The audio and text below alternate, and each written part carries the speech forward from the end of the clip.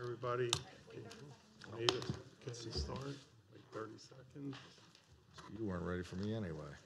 You had a 30-second Pushing me around, Klein. one here. Afternoon, everyone. We're going to reconvene in open session. Earlier today, we didn't have time for commissioner comments. I'd like to go back to that. Commissioner Baker, would you like to? Yes, good afternoon, everyone. We did have our Parks and Rec Board meeting here 2 weeks ago, and we had three presentations: the City of Hagerstown, Hancock, and Boonesboro. The City of Hagerstown, their request for the POS funding would be for the city park lighting, Potterfield pole painting project, and also some new fencing to be located out at the city park. Hancock, they talked about they'd like to have two of their tennis courts resurfaced. And Boonesboro, if the funds that they receive, they would use to resurface existing park paths down at their park. So there were three of the presentations that were made the last meeting. We'll have three more in the upcoming meeting, and I think we may have one other presentation after that for request, and then they'll start deciding on how they're going to disperse the POS funds. And I'd like to thank the college for hosting us today and going over their budget request, and also to be complimented on their ability to look ahead in a few of the projects that they had in their CIP. They did pull those either permanently or for the time being, so I wanted to thank the college for looking at all of their budget requests and knowing that those CIP projects aren't needed at this time. So thank you. Thank you, Terry. Commissioner Kiefer, would you like to? I do have a few comments here, and I have a paper to pass out to each of us. I have one for Julie Green from the Herald Mail as well. Each of you here. I think give it to her. Coming that way. I think I have enough there. I know it was discussed a little bit this morning from a citizen, Mr. Croca, and I also got to share this with him before we left for HCC. I had intended to talk during our commissioner today about ethics reform. That's something that's brought up from time to time, and sometimes we don't always make the quick progress that we would like. That's the nature of government, I suppose. But from the feedback that I've received from citizens, I put together something that I think might be a good proposal. And certainly I'm just introducing it today during citizen comment time. If we can have a discussion next week in more detail, I think that would be great. But I think it would be good. We know our ethics commission, our ethics ordinance needs revised. We've heard from citizens, we've heard from commissioners that we need a revision. And I think it would be appropriate if we appointed a committee and give them a set deadline. I suggested 90 days. We can do more or less. Let them solicit comments from the public about how we can improve our ethics ordinance, and then make a recommendation to us. And also, so we can make sure that we get something changed in a meaningful time frame, we should also give ourselves a deadline to adopt those revisions, make corrections, or make our own revisions, or not accept what the commission would recommend. I think we have a fairly competent ethics commission currently, which can certainly use their input, and they could serve on the committee. I would also suggest that maybe we reach out to, if we have any retired judges in Washington County, whether circuit court or district court, that could help serve on that committee, since they do read regulation from time to time, and they could help out with that. We sometimes hear, because of politics, just for the committee only, not to serve on the ethics board, but for the committee only to make suggestions, maybe we could reach out to some former county commissioners from both sides of the aisle to have their input as well on their ethics commission. And because transparency is an important thing in county government, I don't know if it would be appropriate if we could have a member of the media as well serve on that committee. They're certainly our watchdog, and rightly so, to make sure that we do things correctly in the county. So either we can appoint someone, or we could reach out to a member of the local press to serve on that ad hoc committee as well. It's ad hoc because they have a certain timeline, 90 days, and then they're done to make their recommendation. Items that they could consider for our revised ethics code. I know Commissioner Monelschmidt has already mentioned about how outside nominations could be sought through different organizations. They could discuss that. Also, I think it's important that we define what the scope of ethics is. It's certainly more than just monetary gain, and that's the minimum that we take here in Washington County for our ethics guidance through the state of Maryland. We just accept a state minimum standard, and I think we should hold ourselves to a higher standard than that. We certainly hold our employees to those standards, and I think elected officials should be held to that same standard. And a few other considerations there, so I won't take up too much time. This is just my proposal for the county commissioners. I would like to see this as an agenda item soon, hopefully next week if we can, and decide a path forward. So I know Commissioner Monschmidt had also talked a little bit this morning about his idea. This was my idea for commissioner comment time, and I'd like your consideration on it. So, Thank you. yeah. Any more, Commissioner? That's all. Mr. Wagner? I've been asked numerous times about how we conduct business, and it sort of goes along with transparency. Generally what happens, since we're being recorded, you all out there know that, I'm pretty sure. But generally we go into closed session. There's 15 criteria for closed session. If you wanted to know what that criteria was, you could get with the county attorney. It's usually personnel or legal or something like that. And then we bring some of that back out to open session if it needs a vote or something. So the people who approach me and think it's not transparent, what I've seen so far in 4 months is very transparent. We don't make any side deals. We don't hide anything out behind us. And with that being said, I think we all have our own opinions. I generally rule on and vote on input from the staff. I hold that very valuable, especially our administrator and our chief financial officer. And with that being said, I usually cast my vote on just common sense associated with that input. I think that's important. I think we all do that. We don't always agree all the time, but we heard all this in the past about transparency. Well, what I've seen has been pretty transparent as far as when we're all together, and only two of us can be together at a time for outside of here. With that being said, I want to put a plug in for Julie Green. You might want to help me with this. I'm sure you'll help us. So Black Rock Golf Course is having their anniversary, 30th anniversary, April 15th through April 22nd. The county staff is doing a wonderful job out there. They've sprucing up and making the clubhouse a little better. They have a whole lot of new ideas for the Black Rock, and I really believe that we're getting Black Rock on a good track. And hopefully, I'm not a golfer. I'm just on the board, as an ex officio. So, if you depend on me for any kind of golf advice, it's not going to happen. But Andrew Eshelman's sort of heading that up with guidance from the administrator. I think if we can get that spread out, and maybe the press will help us, get that spread out a little bit, that we're trying to make this a big event. So Black Rock's a beautiful place, even if you don't golf right out through there. So anyway, I appreciate it. Thanks. Court? First, I'd like to thank Commissioner Key for bringing up the ethics reform. That's something that I know I heard during the campaign. It was a huge topic. It still continues to be a topic. I think next Monday I'm going to be talking to the CAP committee, Citizens Above Partisanship, about ethics. And I would agree with Commissioner Kiefer, if we have the space for the agenda next week, I'd like to see it. If not, at least for the following week after that, I'd like to see that on the agenda. So thank you for bringing that up. Want to, congratulations to the Parks and Rec Department for a great St. Patty's Day run on Saturday. I did not run in this year. It's the first year in probably 4 or 5 years I did not run it, partly because, the campaign to gain 20 pounds. But not saying that. The real reason was Destination Imagination was Saturday at Williamsport High School. Want to first thank Williamsport High School for hosting that. It was the regional meet there, but for Western Maryland.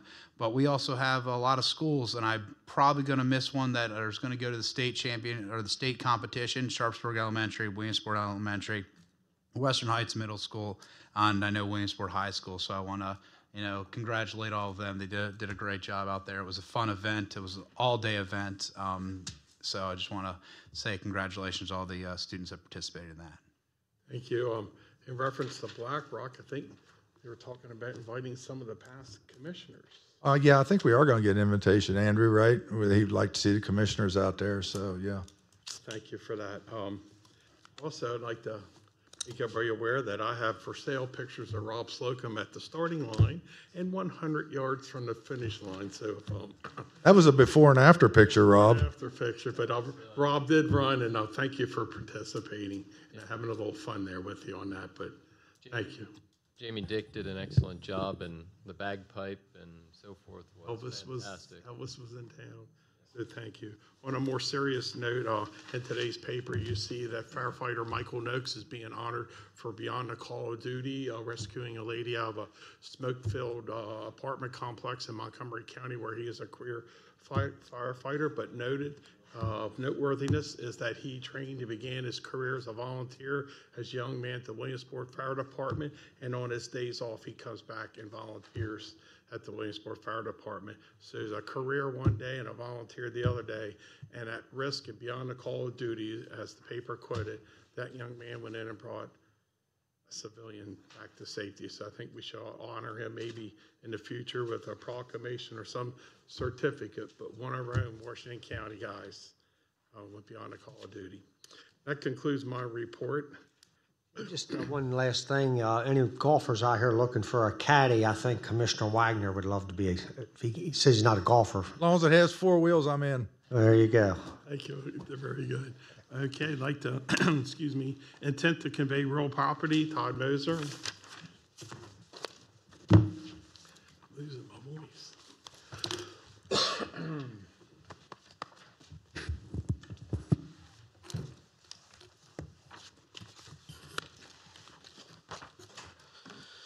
Good afternoon, Todd Moser, Real Property Administrator. Joining me is Sid Machat, broker representing the county. Move to adopt the ordinance declaring properties located at 13529 Sprigg Street, Hagerstown, Maryland, 11804 Partridge Trail, Hagerstown, Maryland, and 330 West Main Street, Sharpsburg, Maryland, as surplus, and approve the conveyance of the same and authorize the execution of necessary documentation to finalize the conveyance. Notice of the county's intent to convey this property was duly advertised on February 12th, February 19th, and February 26th. We are ready to transfer the property as described to the below stated buyers. Upon review of county-owned properties, 3 were determined and approved by the board to be surplus properties. The properties were listed on the open market on January 29th, 2019. The board has received the following offers. 13529 Sprigg Street in Hagerstown, buyer Tyler Castle, offer price $70,000. 11804 Partridge Trail, Hagerstown, buyer Thomas and Carolyn Brewer, offer price $189,000. And 330 West Main Street in Sharpsburg, buyer Matthew Barnhart, offer price $97,000. Sid, did you deem these as you've been involved? I guess you're the broker for us. The per list price, per traffic, per condition. What's your thoughts on those prices? Commissioner, fair market value. We had competition for all 3 properties, plural or multiple offers. We selected the best offer on each property, and oh, good. I think the county has done well. Thank you. Any other questions? Okay, there's a recommended motion. Motion to accept the offers. Second. Second, here in a first and a second. Is there any discussion? Hearing none. All in favor say aye. Aye. Aye. Thank you. Just to clarify for the minutes, your motion to accept the offers was also a motion to approve the ordinances declaring the real property associated therewith a surplus and approving its conveyance. Yes. Thank you. For the record. For the record. Thank you. That's what I said, wasn't it, Kirk? That's what I heard. Mr. Moser, you're up again.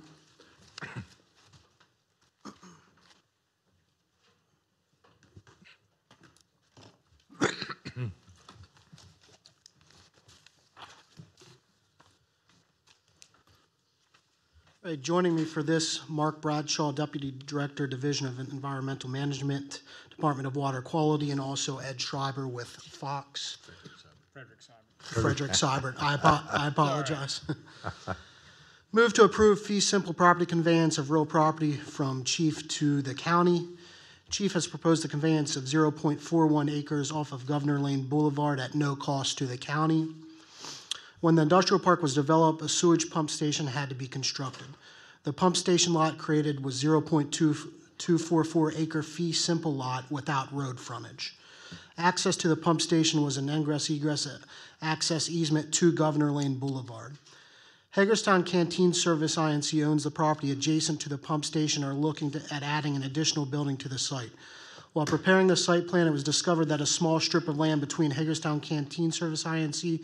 and I-81 is still owned by Chief. The strip of land also extends between the county's pump station and I-81. Once Hagerstown Canteen Service Inc. discovered that they did not need the land, they approached Chief about acquiring this land.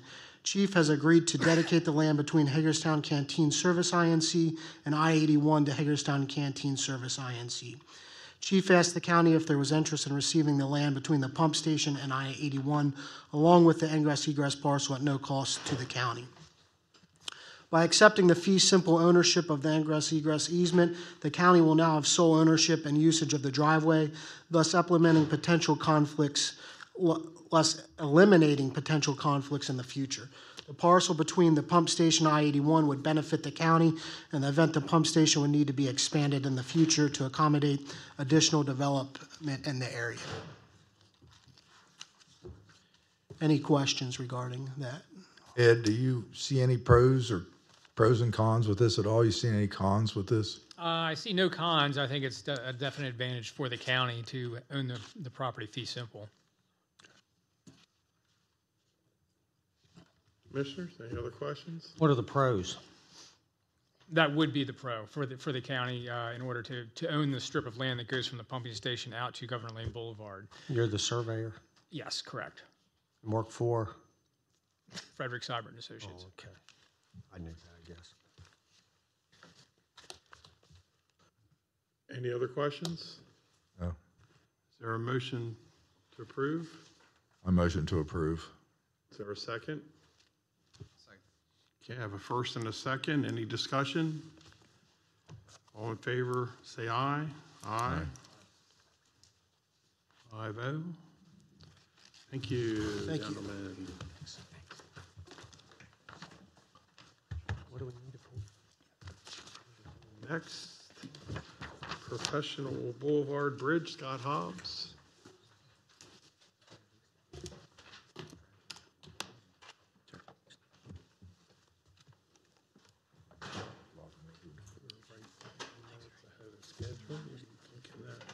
Good afternoon. Scott Hobbs, Director of Engineering.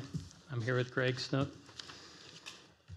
President of Chief, and Andrew Eshelman is also here with us in the audience, and he worked diligently with me on the design of the project. There was a request made for Professional Boulevard to be discussed at a future meeting. We're here to discuss that, and I'm here to request that the board arrive at consensus to move forward with the Professional Boulevard Bridge project as planned in the capital improvement budget. Professional Boulevard Bridge over Antietam Creek will provide a direct connection from the city of Hagerstown to Meritus Medical Center and Hagerstown Community College. The benefits include reducing congestion and emergency response times, improving economic development opportunities and access to community resources, and enhancing the transportation network. The project has been identified in the capital improvement plan since FY13, and Professional Boulevard Phase 1 Bridge was fully funded in FY19. The Secretary of Transportation has provided a $1,120,000 grant for design. Staff is currently finalizing the design, which includes county and city work for Phase 2. County and city are currently working together on a memorandum of understanding for infrastructure responsibilities relating to the proposed annexation. And I'll discuss more of the phasing here in a little bit. The estimated total cost for Phase 1 bridge and Phase 2 is approximately $13 million, which includes $8 million for the bridge. Approximately $1.4 million has been spent to date on planning, design, right-of-way costs. City of Hagerstown also has improvements at Professional Court listed in their capital improvement plan, and the estimated cost for their work is $2.5 million. The total investment in Yale Drive was approximately $9 million. Part of Yale Drive, when that was built and constructed, there were segments of the road for Professional to the north and to the south built. That would be the future connection of Professional Boulevard. The estimated cost, as I mentioned, was $9 million, and $2 million is listed for phases 3 and 4. So there's a map associated with this, several phases in the project. You can see that now. It's in your packet and up on the screen. Yale Drive is shown as being completed. The red and black, and the red portion at the Antietam Creek is phase 1 in red at the bridge. Then the red and black is future phase 2. Part of the project involving phase 1 and the bridge involves rough grading for phase 2. So we incorporated that in the plan as a way for the contractor to get to the bridge site from the county side. And then they also would work on the city side. There was also an ad alternate planned as far as the city widening their section from 2 lanes to 4 lanes. Professional Boulevard is planned as 4 lanes to match the existing section that's there now that was built with Yale Drive. Future CIP money and funds are shown for 3 and 4, which is to the south of Yale Drive, that would connect with Rosewood Village. Chief has donated the land for the project and provided design, utilities, and stormwater pond maintenance, and a portion of the earthwork at Yale Drive as part of their contribution. The loss of tax revenue is yet to be determined, and revenue is anticipated to be in the hundreds of thousands of dollars when fully developed. The road will provide access to approximately 150 acres of land targeted for office, research, and technology development, and anticipates creating hundreds of jobs. So with that, I was let Greg speak on behalf of Chief and the contributions that they've made on the project. Good afternoon, everyone. Thank you for inviting me here today. As Scott mentioned, this partnership began a long time ago in the planning about 5 years ago for this internal road network to develop this property. Some of the newer commissioners might not realize, but several years ago, this was slated for about a 1,200 home subdivision. And I think at that time, it was recognized by the county that the land is more suitable for economic development purposes. And so that's where Chief got involved along with the county to make this investment into the property, and we're looking forward to developing it with the county EDC. Greg, what projects are in the pipeline to go out there on the Chief property? Right now, we don't have any projects in the pipeline. We have done some promotional. We have a promotional video and brochure that we've been working with the county EDC department. I have spoken to and made offers to some brokers for either greatly reduced prices or free land for out there, Terry, or Commissioner Baker. Yeah, because I just remember when they made that presentation upstairs or in the back of the room, development would have already, based on that presentation on my memory, some development would have already occurred out there by now. We haven't had any. I know we have a tremendous amount of money invested out there. We're not getting any return. Taxes that we collect out there are minimal, and I did the math on that. It's going to take us over 20,000 years just to get our money back. Right So now, it's kind of disappointing to see nothing happening out there, and then we're getting ready to move forward with a bridge, and there's nothing planned. I'm not here to kick anybody. I'm just trying to. I don't take it as such. Thank As you. in economic development, it is very challenging with the states to the north of us and to the south. I understand, and we understood that then. As even offering free land to a potential broker, it's a very competitive basis. And our goal is to get some type of anchor out there that I have had. We have anchors. We have the hospital. We have the college. No, I'm talking an anchor to the park. Okay. We're not looking for a warehouse. We're looking for something that is a little bit more suitable for this business park compared to our industrial park. We are completely out of land at the Governor Lane Park. We're completely out of land now on Hopewell Valley. We have one parcel left up at the airport in reference to industrial land. We have to have an inventory of property to allow the professionals go out and market Washington County. And I think this will do that. We've tried to take the step in promoting it, but it is a challenge. The low unemployment developers have not, taken any of these offers, but we stand ready to work with anyone that is, wants to do something. Yeah. I just know we have a tremendous amount of money invested out there already, and I'm only talking county. So with the additional investment there on the bridge, we're going to lose revenue once it's annexed into the city, that property over there. Any investor, if they invested $15, $18 million, what kind of return would they expect on their investment? And would they wait 15, 20 years? Well, this partnership is very similar to the past industrial parks that we have worked with on the county, and some of the parks. But the county hadn't invested $18 million. Probably not 18 million, but this land is more acreage than some of the other industrial parks. But you would not get. You can see by the commitment that we have made, we're looking at a 15 to 20 year payback to fill this business park. But it's a partnership not only with the foundation, but it's also with the college and Meritus. I think we need to have something available to this county that we can be proud of and have someone look and say, hey, this is a great business park. So we are trying, and giving free land away is not the only thing. I understand, but me as an elected official, I have to show my constituency that I'm spending their money wisely. They're going to get a return. I know we're going to have a presentation this afternoon. It's going to show how many millions and millions of dollars we're going to need in the next 5 years. And I guess that's where I'm going with this. I know the position that I'm in as an elected official. I'm trying to be responsible to my constituency. I can tell you that I do understand where you're coming from, because I know you have lots of decisions to make, and I'm sure this group will make a decision what is best for the community. And we stand, we're going to continue working with the county. And I understand all that, and I have no doubt in that. It's just where I'm at this point in time on the project. For me, with all of the unknowns, the annexations, for me, I don't know if the commissioners would be supportive. If that land across the bridge, once it's annexed into the city, is the city taking over the bridge? Yes. So if I may, Vice President Baker, interject, one thing I haven't heard in the discussion so far is the benefit to transportation, which was a large piece of this, 2 4-lane roadways, which are in Washington County. I just came from Yale Drive from the college. We passed 2 cars.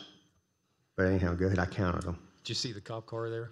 I saw the cop car. Gray one, yeah. So I passed 3 cars. I went that way too. Yes. Well, that's our revenue generators. Yeah. No. But that aside, there probably were 2 or 3 cars because the connection between Eastern Boulevard and Robinwood hasn't been made yet. And I'm not here to say that's going to return significantly on, as you've pointed out, or as Chief is pointing out, that it does take that investment first. I'm simply saying there is a transportation aspect to this as well, and that's what made it somewhat attractive project over the years, is with CRS, the hospital there, and the alternative route to get between Robinwood and Eastern, or vice versa. It does add some value that should be taken into consideration. That's all. And we've had driven the route, and it's over 5 minutes of time saved. Somewhere it's upwards of 10 minutes, 5 traffic signals that are missed if you've traveled the route to Eastern Boulevard and dual highway to Mount Etna. So that's an important factor, as Rob has mentioned, and we've taken a serious look at what transportation networks involved. There's studies involved with the traffic volumes and where they will head, and how much time savings, emergency services wide and community wise. Just to recap some of the numbers, $18 million approximately towards Yale Drive and the proposed Professional Boulevard Bridge Phase 1 and Phase 2. Federal funding, ARC funding that we have on Yale Drive, and also proposed for Phase 1 and the bridge is $4.3 million. $2.3 million is state funding. That was $1.1 million of the Secretary's grant for design, and another $1.2 million for state aid that we received that was going to that project. So for a total of $24 million.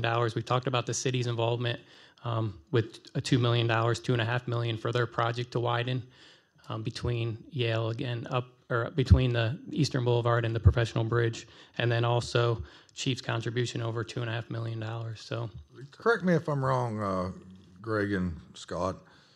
This bridge, I mean, I think I'm missing the point. Then maybe if this is a dead deal out there if this bridge isn't constructed. Correct? I mean, this bridge is instrumental for everything. If the bridge isn't there, we just spent a lot of money.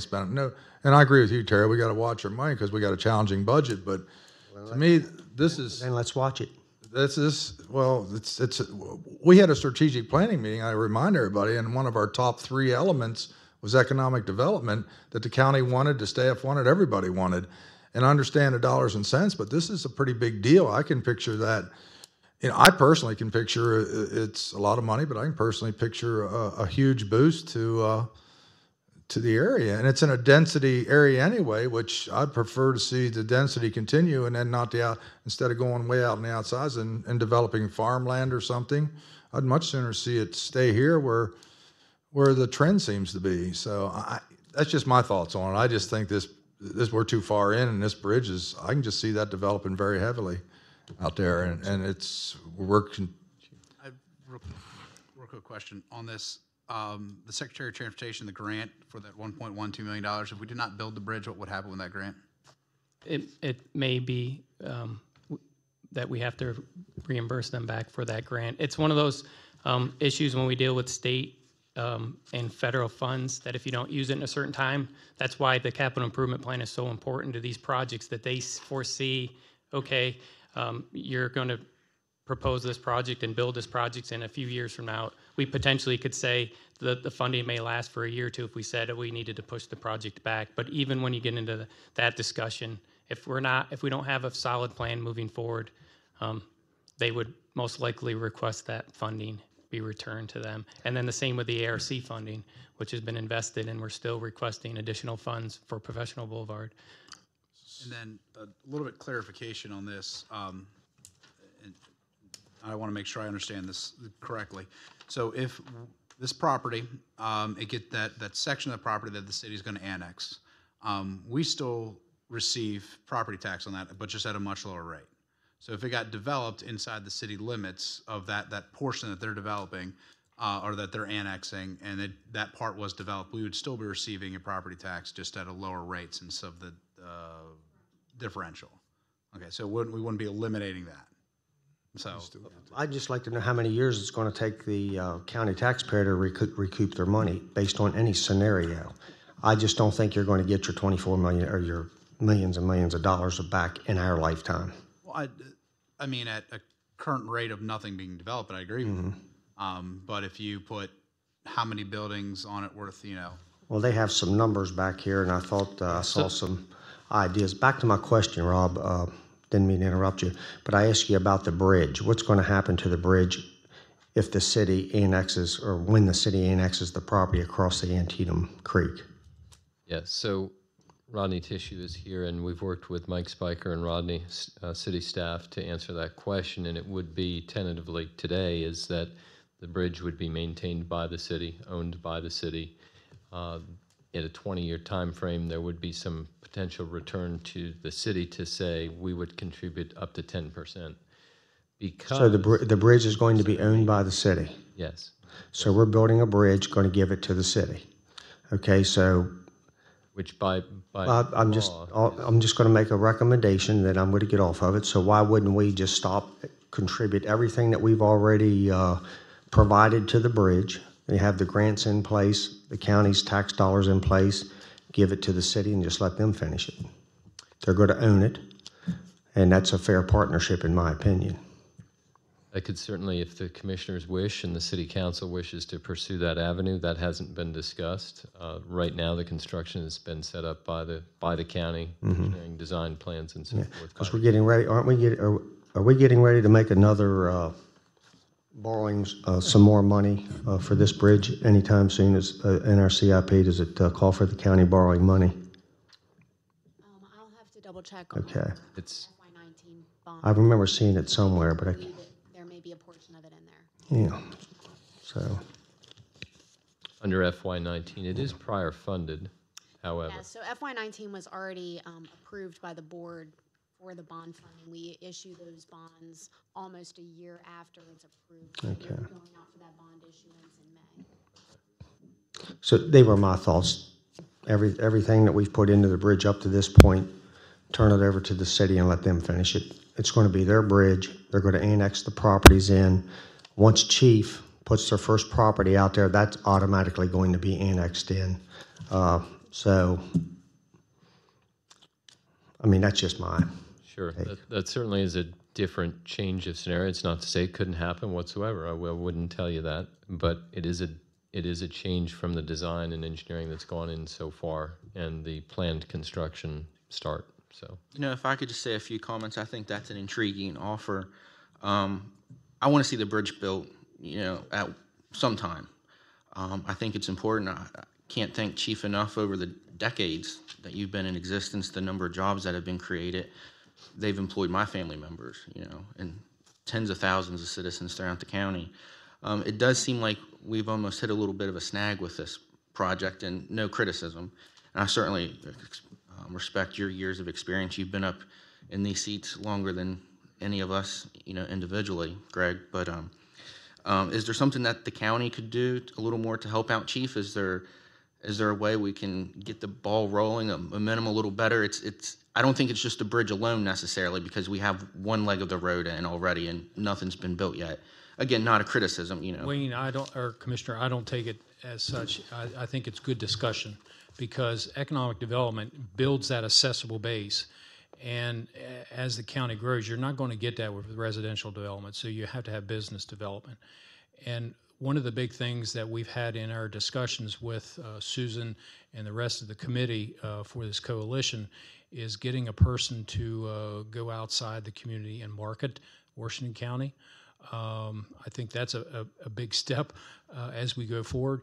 And the second component of this that I don't want anyone to take their eye off the ball here is any community or any business, what makes that business is their employees. And we have to have an educated workforce. And you heard today from Dr. Klauber, that's his focus. And when you go after higher tech companies, you have to have higher educated individuals.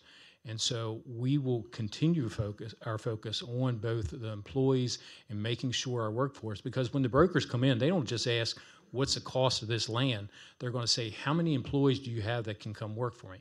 And Susan has done a great job, and we're going to keep working with her in a partnership to try and develop this and build that tax base. I mean, that's our mission is to do that, and I'm not going to lose sight of it. Yeah. My second question is, so not that we have a bad working relationship by no means. That's not what I mean by this comment. But is there a possibility that the chief board, we could have a county commissioner as like an ex officio member of the chief board, so we're in more regular communication directly at both levels? Is that something that you would entertain? And I know you probably have to take that back to your board, but before Susan came on board, the prior economic development director was an ex officio of our board. Could we make it a commissioner? I wouldn't have that ability to make that decision. I would have to take it to my board, so I can bring that to them. Okay. I'd be interested in that partnership. Absolutely. Okay. Absolutely. A couple more questions. I'll put Rodney on the spot there for a minute. With the proposal, the potential proposal you heard, I know you can't answer this. You're not in that right seat, but I studied a little bit. Does city even come close to having resources to be able to take his project over? We don't have as robust a staff as what you have as far as engineering goes. I mean, these are the kind of projects your staff does. This would be, this isn't the kind of thing that we do routinely. Right, and then back over to Greg and Scott. Just be devil's advocate here.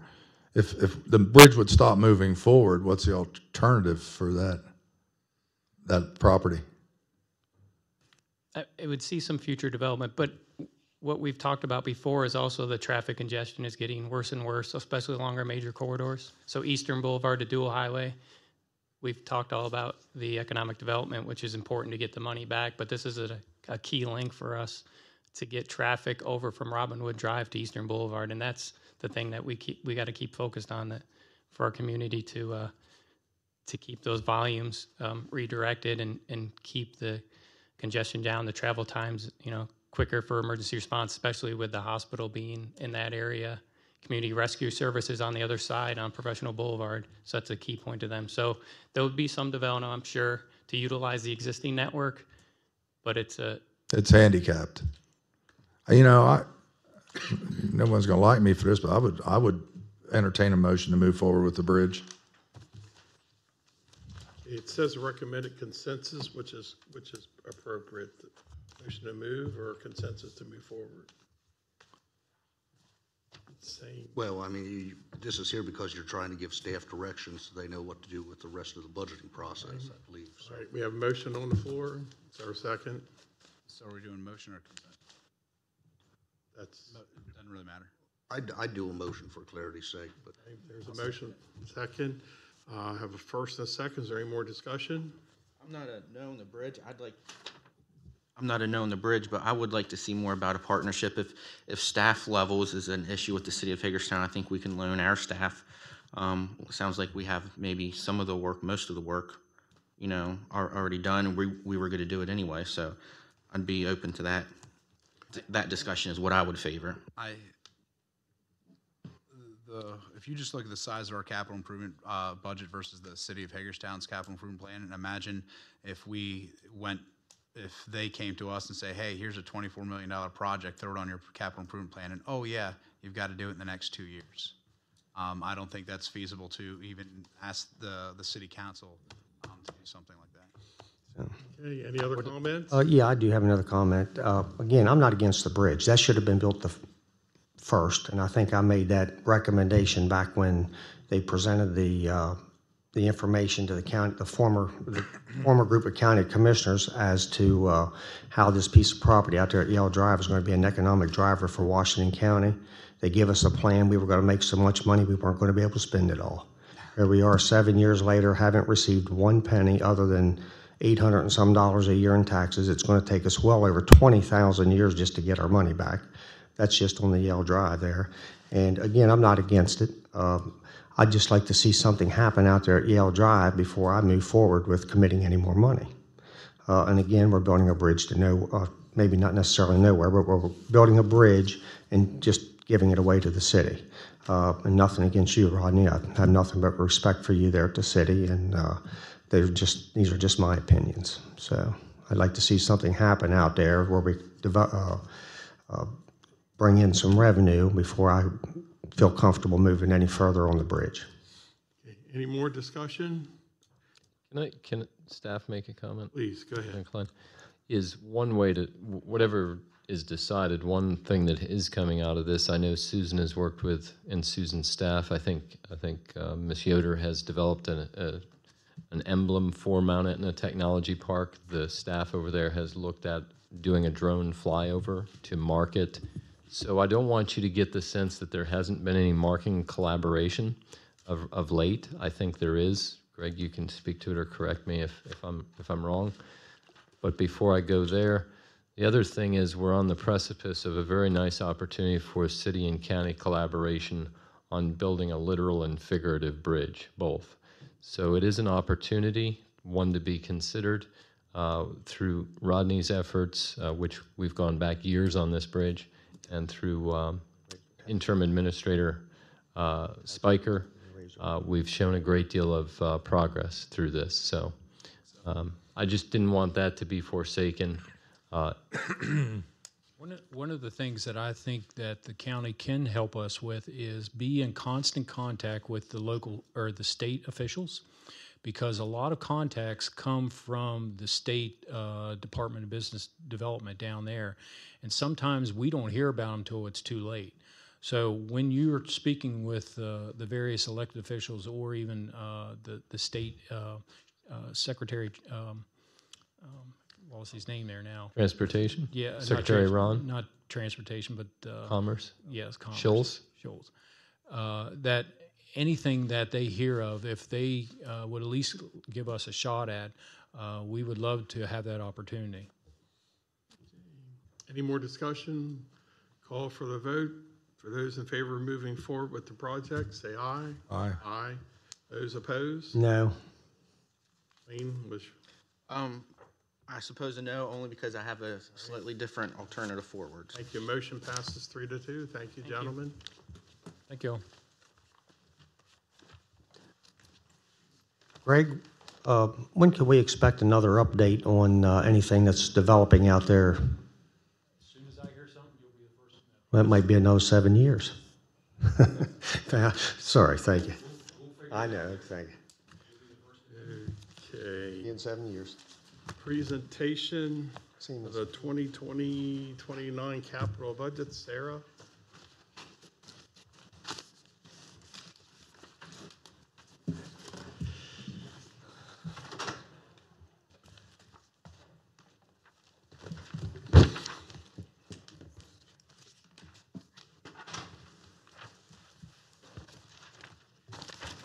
Good afternoon, Commissioners.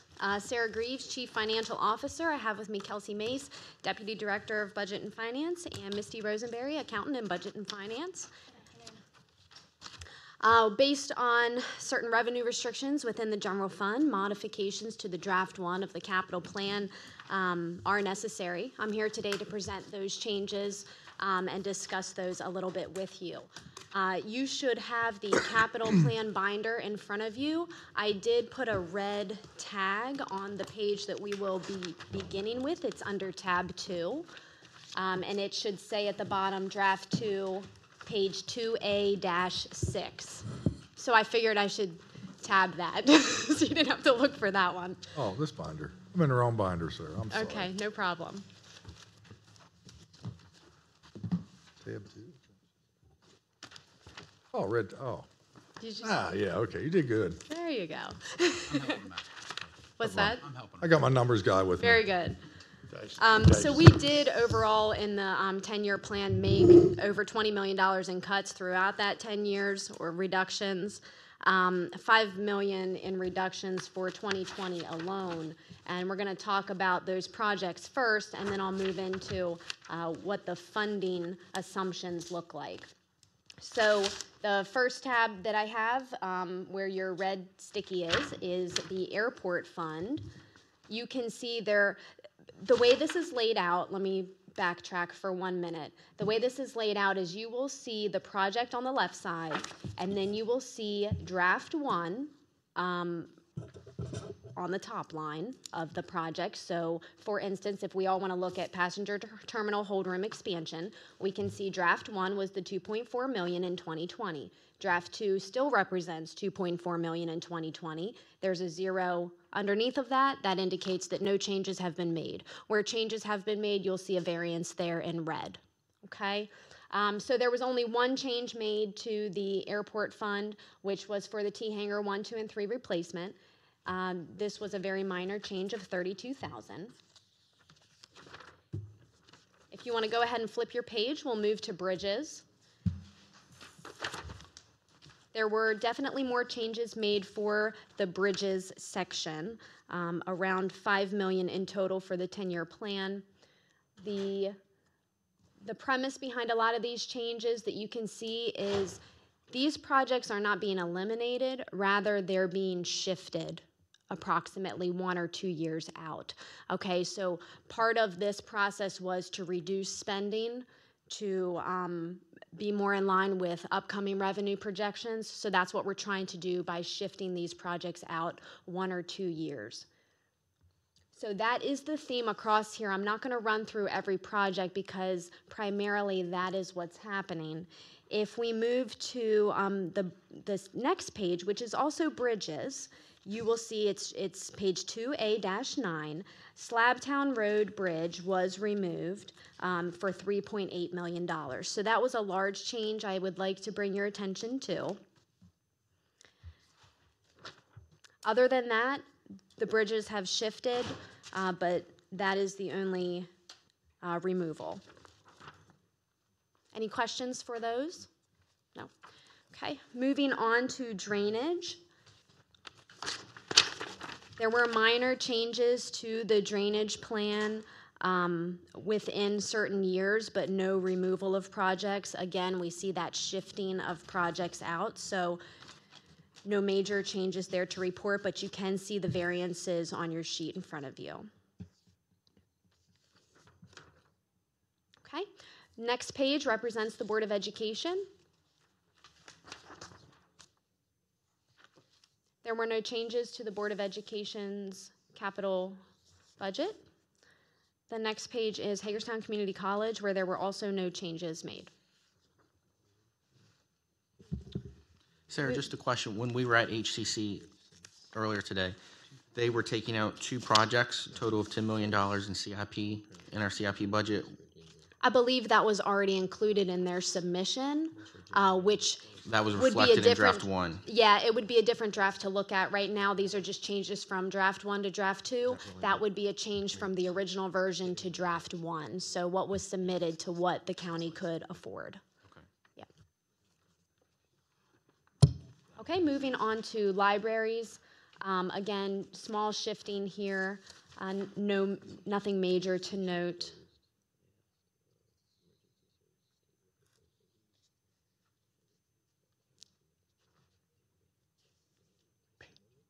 What page? 2A-14.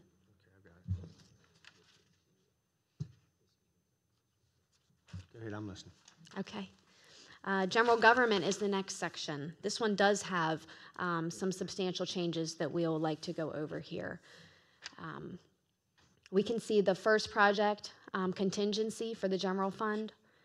Total reduction in the total column of $225,000 over the 10-year plan. You can see the changes are represented in years 2020 to 2024.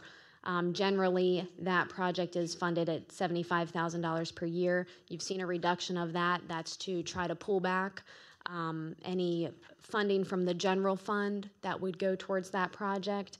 And then you can see as the years progress, we're incrementally increasing that number. That's really important for the board to understand that some of these changes we are able to use reserves to cover, some we are not. And in the cases where we cannot use reserves for a certain project for 2020, we need to incrementally build it back up. And that will affect our future years. So we need to keep that in mind as we're moving forward in regards to our capital plan.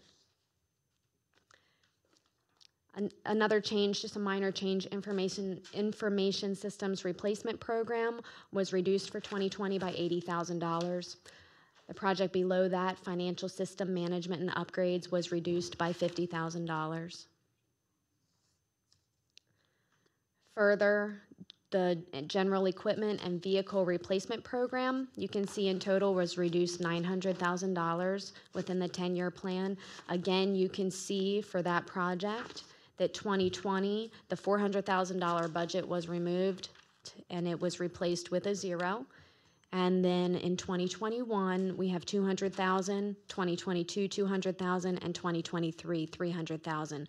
We are trying to build our capital plan back up. That is what that looks like.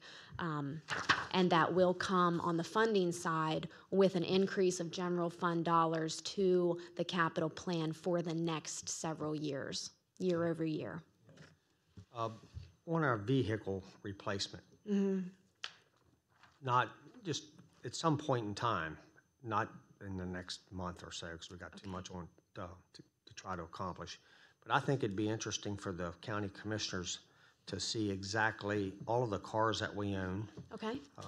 where they go, how much fuel they use, just a complete overview of all of the vehicles that we have in Washington County. Okay. But not now. Not in the next couple weeks. We'll put it on the list. Yeah. Certainly. Thank you. We appreciate that. That's for when you're looking for something to do to bring to the county commissioners. Very good. You got it.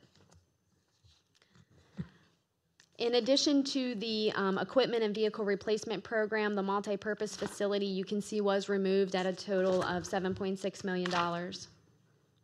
For total plan removal for general government of $8.9 million. I lost. If you flip your page, we will move on to Parks and Recreation. Minor changes here, changes only related to projects that did not need a local match to secure grant funding. Most of our projects in the Parks and Recreation category are heavily grant funded, so we didn't want to remove any projects that were almost fully funded with grants. So we did leave most of those intact. You will see that the Black Rock Capital Equipment Program was removed for 2020.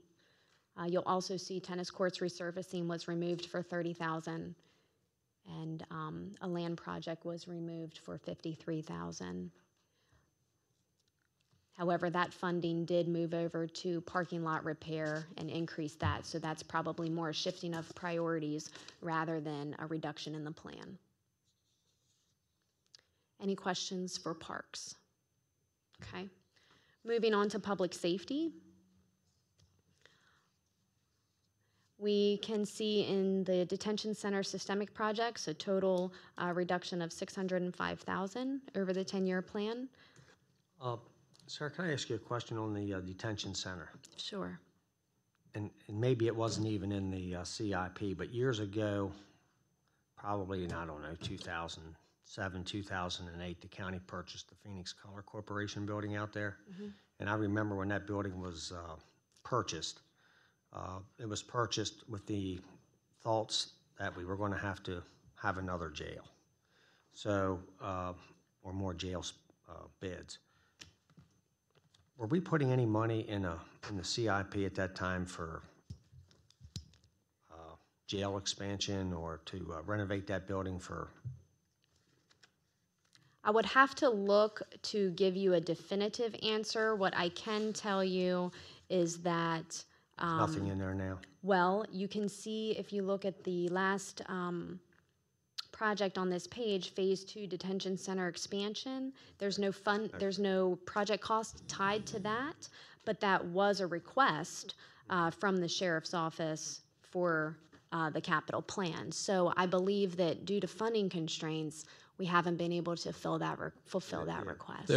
There is another, and I'm not certain of the time frame, but there was a 96-bed facility that was added around I want to say approximately 2009 when that was completed, and that was somewhat of an expansion of what was originally to be a lesser secure facility, became a 96-bed facility. So that was an expansion in capacity, probably, if memory serves, slightly after this purchase, but I can't recall if that was before or after.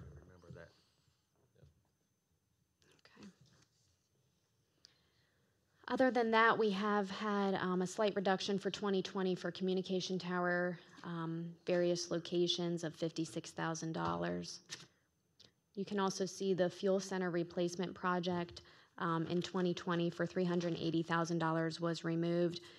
There are hopes that there can be improvements made to the fuel center at a lesser cost. So that I think that's the direction moving forward, right?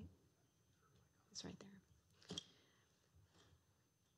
Other than that, we have reductions here showing in the law enforcement vehicle and equipment replacement program.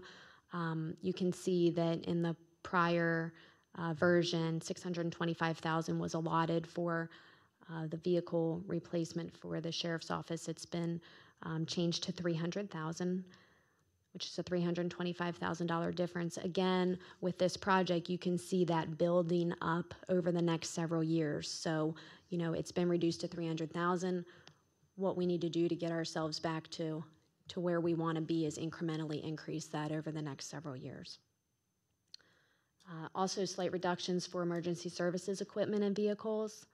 And you can see then again the county rescue fleet replacement project is being removed from this plan based on recent commissioner meetings related to fire and rescue and the need for personnel over equipment. So total reductions of $11.7 million for public safety. Moving on to road improvement changes. Some slight reductions here, which include transportation ADA of $83,000. There's also been some shifting of funding within the years, but no actual changes to the project cost that you can see on the left-hand side where the total is. If there's no change in project cost, it'll say 0, even though there are changes on that line further in the plan. For instance, Eastern Boulevard extended. There are definitely changes being made. However, overall, no reduction to the project. We see, as we did in bridges, that there is a shifting of costs. So we're trying to shift cost out, trying to delay projects to better align with the possible funding that we'll have from a general fund standpoint. Have we ever looked at or thought about, and I'm just looking at this project because it's 10 years out, the Eastern Boulevard extended, moving that $1.1 million further a year, from 9 years to 10 years, and that whole project being pushed back. Have we ever looked at, what the cost of inflation would be on that project? Because such a large project being moved further down the road, the chance of inflation creeping up, making it a much more expensive project than what it is now. That's Basically, a good point. time value of money. We do have our directors update this plan every year, and so as those projects do come a year closer, they are revising those and making adjustments for inflation and stuff. Thank you. You're welcome. Okay, sure. We're on road improvements, right? Yes. I want to make sure I didn't jump ahead. The Eastern Boulevard extended, is that the portion that, what section is that? That's the additional by the YMCA? I'm going to let Scott answer that if you don't mind. Okay.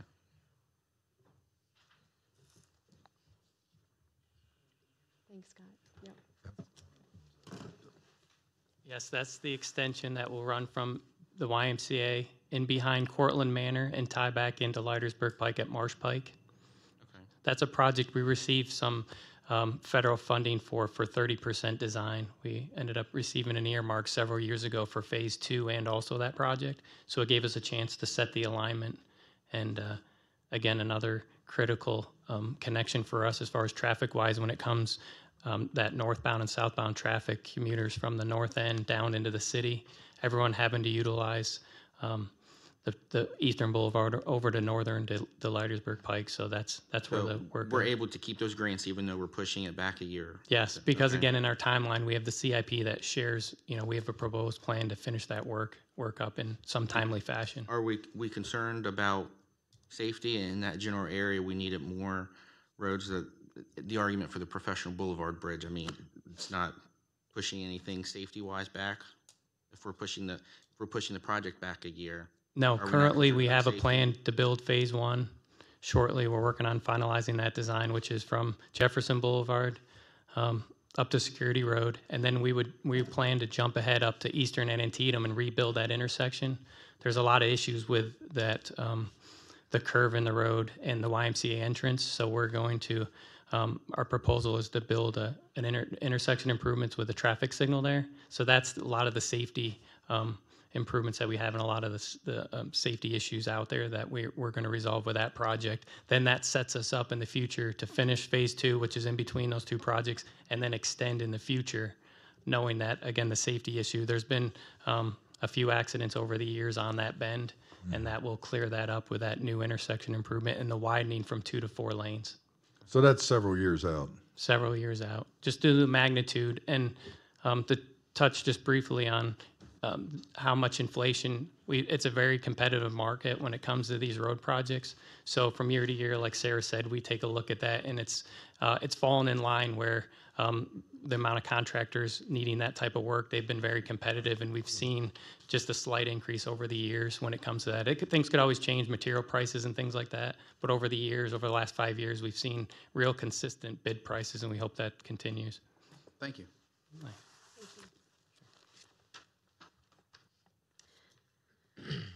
Okay, you will see Mount Etna Road spot improvements on the left-hand side under the total column. It does look like a reduction of $1 million, and that's because this project is being pushed out past the 10-year plan, so that's what you can attribute that variance to. On the other side of this page, we do have a large reduction for highway vehicle and equipment replacement program of 1.3 million. Something, I definitely want to make sure is understood that these projects do have an impact on our departments, and making changes certainly affects them. So while we can, try to cut back a little bit and replace some of the general fund dollars with our reserve to get us through these changes, we do want to and look to increasing that general fund contribution over the next couple years as we move forward. So that is really important. I think that does us for road improvement. Are there any questions on that? Okay.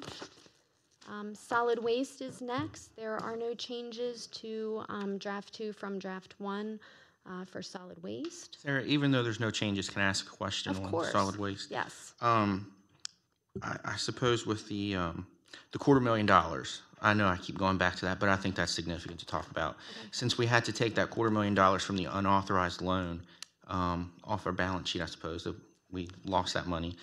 We were factoring in, I suppose, the privatization of the landfill at some point. Doesn't look like that's going to happen on the schedule that the commissioners of past boards were told. Do we feel our CIP for the landfill is adequate, since it looks like, at least for the time being, we're going to have a county-owned and maintained and operated landfill, when in the past we were anticipating the privatization of the landfill? Where are we on that? There are definitely some avenues that we're looking into. Dave is behind you, Sarah. He may want to answer that, just as Scott did the other question. However, capacity-wise, there's plenty of landfill space. The issue is efficiencies at the landfill and being able to use that space most efficiently and at the least cost. That, in my mind, is the question. We do have the next cell in the 10-year plan for when we're done with the current cell. We are looking at alternatives, whether it's another waste to energy option or recycling facility or something. We're still exploring all of our options to try to change the way we look at solid waste in general. We want to move away from landfilling in general and find another option. So we're still exploring all those potential options, even though the first option fell through. There are options out there. So and hopefully in the future we will bring something to you to get some direction on how we want to proceed in the future. And depending on results from that study or exploration, I do feel like the 10-year plan right now is a good image of what we're looking at. I think next week we have a solid waste presentation coming up, which will tell you a little bit more about that fund and some of the needs that we have, which would include equipment. As you've most recently seen, we did have that piece of equipment fail on us, and we had to replace that from reserve. So we'll be spending some time talking about those challenges, but I mean, it's a good question, and it's definitely something that we need to be talking about and addressing. We are moving forward with, I guess you would say, the bare minimum to get us through until we make a decision on where we're going to go, if that answers your question. Yeah. Have you had any conversations with any promising alternatives for the waste, to replace the waste to energy? I've had several conversations. Dan DeVito and I have had those conversations. We're going to bring a few into the advisory committee to get their opinion on what they think. We have a good group on the advisory committee, so we're going to start getting their opinions and, like I said, move forward. Hopefully soon we will bring something to you.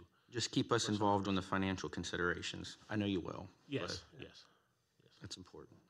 I think that does go, if I may interrupt for a second, that to transparency, which was spoken about, we have re-implemented an advisory committee which didn't exist, which is made up of local citizens.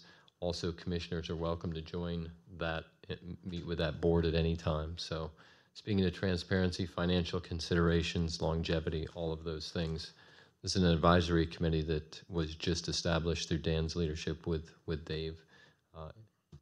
So we are making progress. I've spoken several times with one of the citizen members on that committee, and I know she appreciates what's going on with that committee, and and the citizen input, I think, again, great point, Rob, brings a level of transparency that we didn't have before.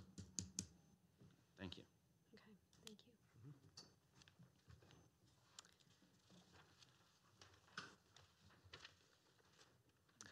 Other than that, the next page that you have is transit. There were no changes to transit. There's only 3 projects there. Then we move into water and sewer. The utility fund had no changes. We had already made many reductions to these budgets as much as we could on the first draft. The second page related to sewer, you will see a actual increase for the Smithsburg wastewater treatment plant ENR upgrade of $3.6 million. And again, this is directly attributed to MDE regulations. So that is the reason for the increase. And we have to put that in the plan. From the project side, those are the highlights, the changes that we've made to the plan. I know I'm up here speaking in front of you, but this is a collaborative effort. We do have a CIP committee made up of 5 members. And of course, Kelsey and Misty are instrumental in this as well, to go forward and make these changes for you to provide an overall balanced budget for the general fund and also something that works for CIP. After this page that you have, you're going to see a yellow sheet, FY20 Draft 2. I think that this is more what you're used to seeing instead of all of the variances included in the 10-year plan. So this is a nice clean copy for you to reference if you would like to do so. And on the last page of that document, you will see the funding sources that are used to pay for those projects that we've just reviewed. That is 2-6. Has everyone found it? I know there are a lot of... Is that meant for me? No, sir. So you can see here with the funding sources, we are looking at general fund dollars, FY20, 21, 22, 23. You can see those dollars incrementally increasing over time. And that's what we will look to the commissioners for in the next coming years to fulfill an obligation to increase those dollars. You will also see that because we did push out certain projects related, because bond funding directly correlates and relates to our general fund expenditures in the out years because of debt service, you will see that the tax-supported bond figure also changed throughout the years.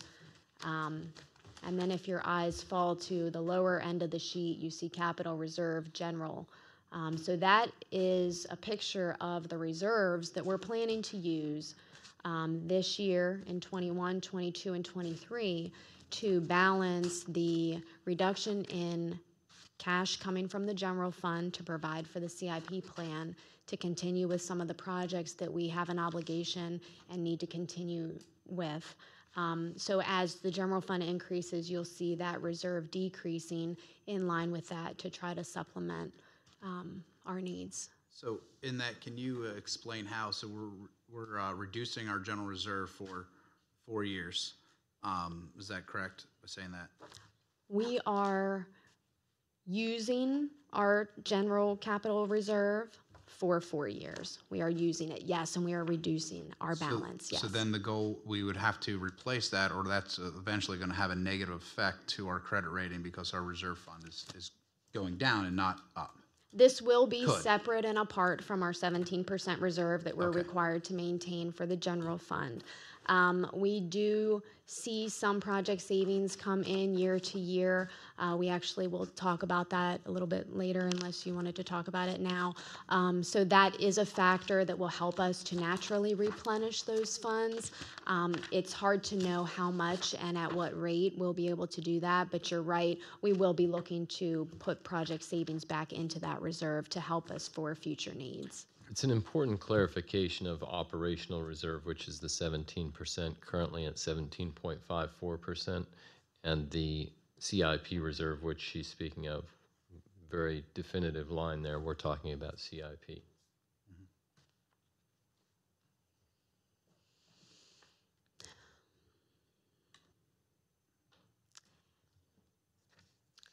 Are there any questions related to this draft? This is a draft. We're still working to balance the general fund operating budget, which, as you can see, they go hand in hand. They work together. So this is what we have for right now as our draft 2. Any questions? No. Thank you. Just I maybe just one. go ahead. I'm sorry. No, you go ahead. You go ahead. Is there anything in there that really tasked you? I know it all tasked you. Anything that you really felt uncomfortable about in that draft? I put you on the spot, Sarah, yeah. But I mean, what did you really see? I'm just one. You're the CFO. I'm not. What did you see in there that might have been a super hard task for you? Well, one of the things, I know that we tried to do for 2020 is increase the highway equipment budget. And we did actually increase it over last year's plan from $1 million to $1.2 million. So now that has been reduced to $500,000.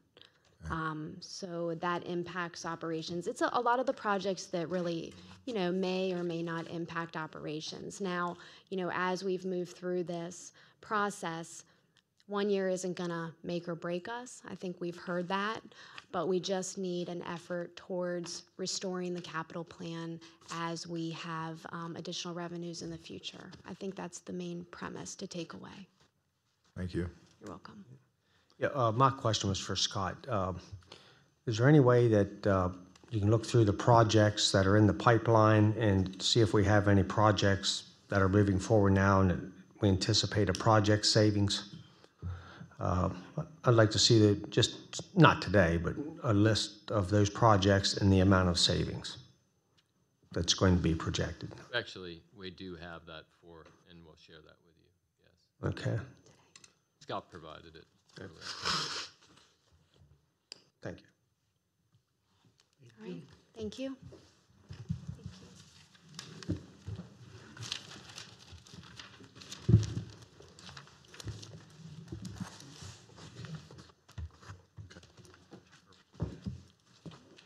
Next up, Highway Department Organizational Plan, Mr. Eishelman. Mr. Blank. Good afternoon, Commissioners.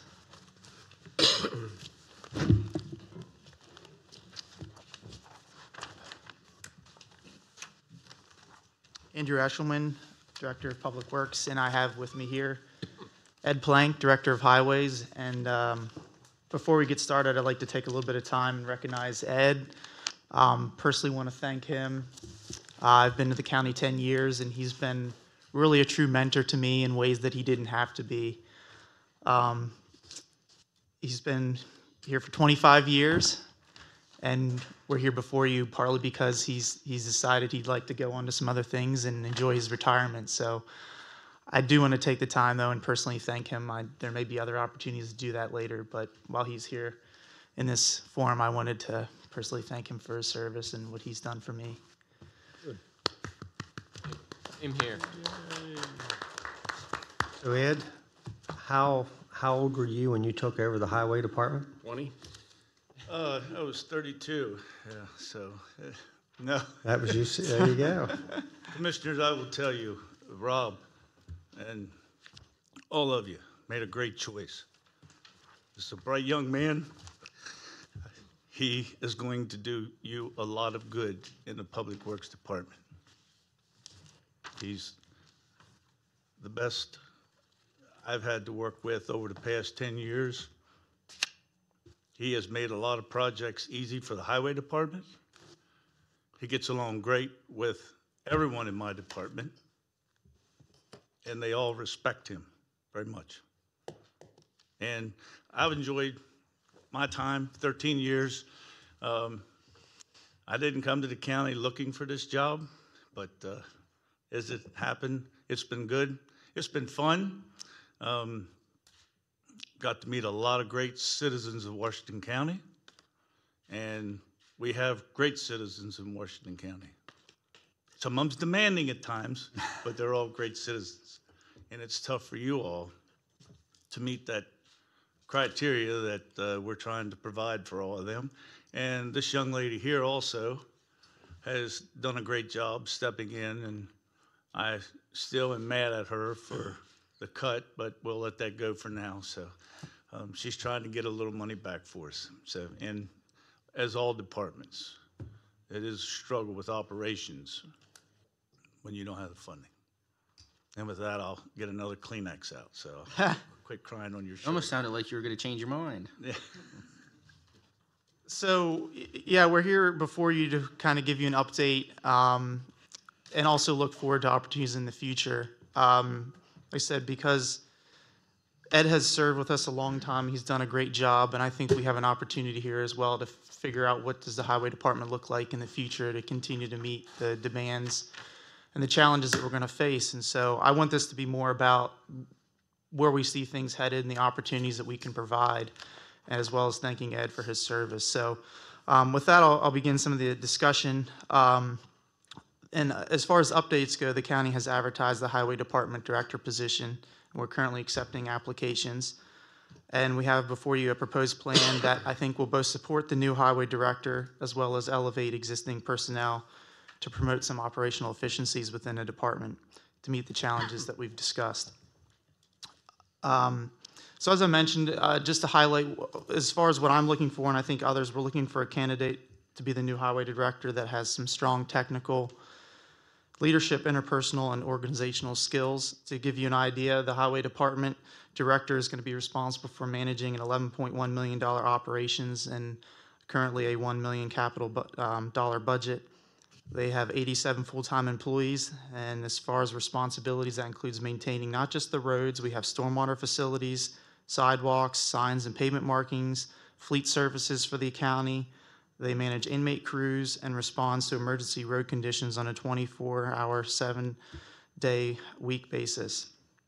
So currently, as far as if you could put up on the screen the highway organizational structure, way things are currently set up, as you can see on the screen, Ed is the most senior position, followed by the next tier down, our grade 13 work crew supervisors or section supervisors. And so part of the, I think, difficulty, which Ed could probably talk a little further about, is the challenges involved with providing that 24/7 coverage when Ed is really the only overtime exempt personnel that we have out there.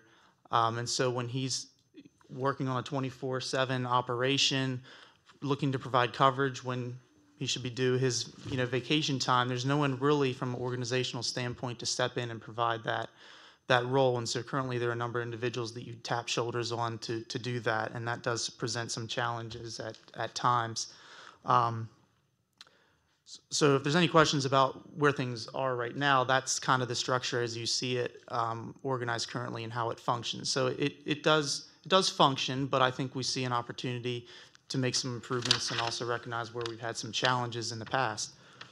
So if you go to the next slide, what we have here is a proposed phase plan that will hire the new highway director from an internal, external applicant pool. So that could be someone in-house, it could be someone off the street.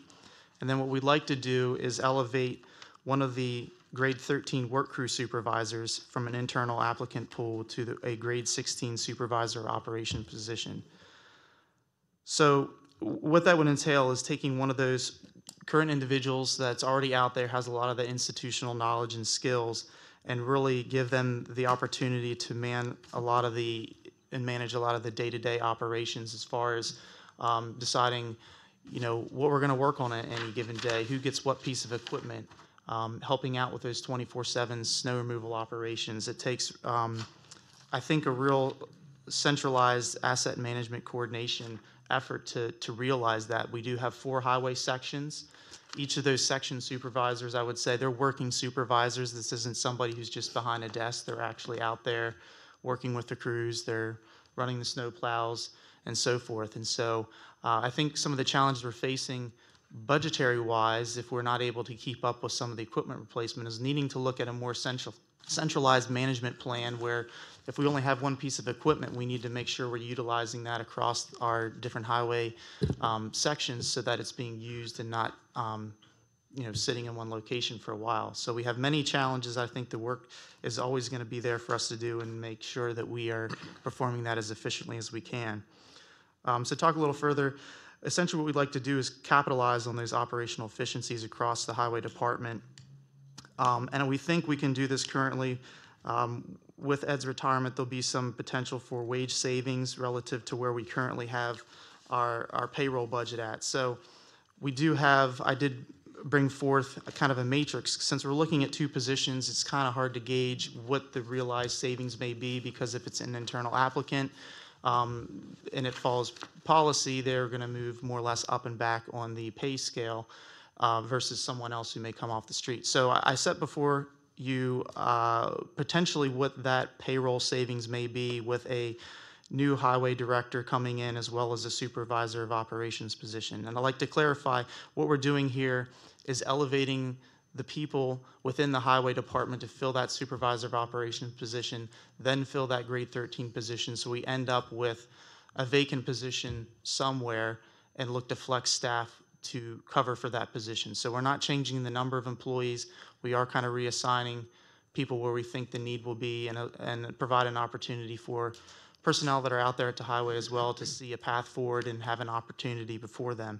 So we think we can do this with some payroll savings. Obviously, there's other, wages and benefits and things that become factored in depending on what they select to do. But as far as the budget goes, we think it can actually result in a cost savings where we are with current payroll with these changes. So I think we also have up there, if there's a slide, we just have a snapshot of showing where we are as a sample of an operation. This is our snow removal expense for this past winter, just to give you an idea of the type of operations that are being managed and the need for this position and the decisions that are made on any given day. So even if we can capture a percentage of that through better centralized management, coordination on what we're doing across the system, I think that'll be money well spent. And that's not even necessarily captured in the numbers before you, which is just payroll. So if there's any questions, we'd be happy to take them, or Ed can explain a little further. A question here on this, it's going to be hard to calculate. A lot of these snowfalls missed us. We're looking for 2 and 4 inches, but we still have to be prepared for the worst scenario that's projected. So we have an average cost just to get the guys and gals together. What would that average cost just to prepare for a storm would be? Well, as far as prepare costs, I mean, what I've laid out here, some of these... You've got to have contractors ready, is what I'm getting at. On these particular storms, I think it seemed to be a pattern this year. It was. You could correct me if I'm wrong, but they were weekends. And they were overtime. That's what we were talking. Not only that, the preparation for us for preparing for a snowstorm, as Julie and a lot of her co-workers has heard in the past, the preparation's not the major issue. For us in our location, it's the timing. And as many people who, the meteorologists who know exactly what's going to happen in our area when they say we're going to get 2 inches of snow and it turns out to be 10, the demographics is so different at each end of our county. You can't prepare at Central for what may happen on Sidling Hill. You cannot prepare at Central for what's going to probably happen in Cascade.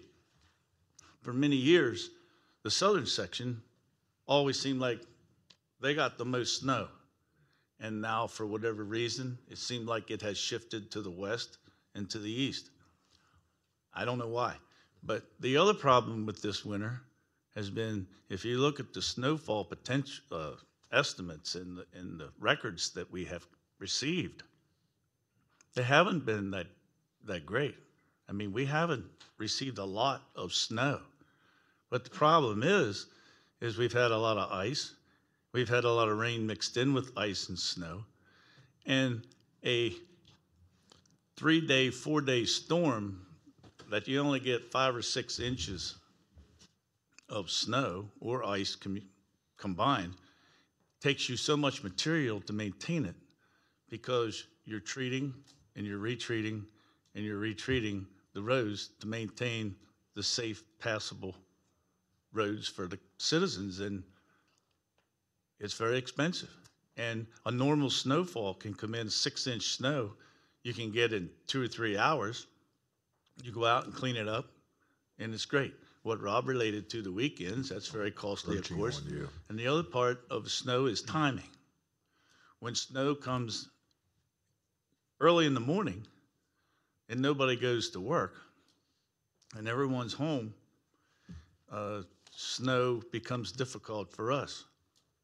When it snows during the day and everybody comes home from work and goes home and goes in their house, and we spend all night cleaning everything up, it's easy, because at night it's so much safer plowing snow, cleaning up intersections, cleaning up cul-de-sacs than it is in the daylight when you have a lot more traffic running on your highways. Andrew, I might have missed this. What was your on your proposed new organizational chart? What was the savings? What did you calculate? Well, so there's a matrix here. Is probably the easiest way to explain it. So essentially, it comes into account where, let's take for example, new highway director comes in at grade 18, step 1. So that we would know then what that position cost would be versus, let's say it's someone else that comes in at a step 8. So then the reason for the matrix is the supervisor of operations, if this is carried forward, that's going to be an internal position. So there's section supervisors, we know roughly what their pay range is now. So you can kind of factor up what that cost would be. And so between those various combinations, you end up with potentially, the greatest amount would be step 1 across both categories, 32,000, where if you want to look at it as worst case, it's almost a break even because you have a step 8 for both categories, let's say, and that's 7,100, followed by the person that's going to be elevated up to fill the grade 13 position, which may be 5,000. So worst case, it's a wash, could fall somewhere in the middle. We just don't know at this point. more But it's efficient. not going to be I don't anticipate, at least on the payroll side, that it would be any additional cost beyond what we currently have on the books. And you feel it's a lot more efficient. That's the main. I think we are. I mean, we've talked about this for a long time. There used to be this position at the highway department. In 2000, we had a superintendent and a deputy superintendent. And at that time, that gentleman transferred to another department, became the director of that department, and the position of the deputy superintendent was not filled. At that time, the superintendent felt that he could manage things better, and he upgraded a supervisor, and that was a long time ago. I worked under that for 6 years, and we did great, but it came back to the same thing as what Andrew's addressing. You take your supervisors that has their daily assignments, and it's very demanding, with a lot more paperwork involved this day than what there was back 20 years ago. And they have their plate full. And to tap them on the shoulder in the morning and say, by the way, I'm going to be off for the next 3 days. Can you take care of this? And can you take care of this? And maybe you can take care of the things that the other two can't take care of, because that's what happens. It just keeps snowballing. And it creates a tremendous amount of pressure on a lot of them. And when Andrew talked to me about this, I thought it was a great idea, because when I took this position in 2006, I was told the very first statement was, don't ask for a deputy director because we can't afford it. So that was that. There's another aspect to this, and that's efficiencies. If you were to take 10% of your salt budget, $956,000, that's $95,000 that we may be able to save with 2 minds, 2 sets of eyeballs, looking at it with all the other staff that's involved at the highway. So that alone, I don't want to rely and put Andrew in a heavy position of saying we're going to do this to save money on staff. I think it's an investment in staff to save money on resources is the way I prefer to look at it, and improve even more so operations. service. Right, and I think that's the example in the situation we find ourselves in, what Sarah alluded to, which is any 1 year on the equipment and maintenance budget being cut is not going to make or break us. but we have to be very creative in thinking about how are we going to provide the same level of service. And so what does that look like? And some of it is trying to realize these efficiencies. So if right now we have, we want to go in and want to replace a piece of aging equipment that right now every section has one, and we're only able to afford one of those pieces of equipment, how do we decide where that piece of equipment goes?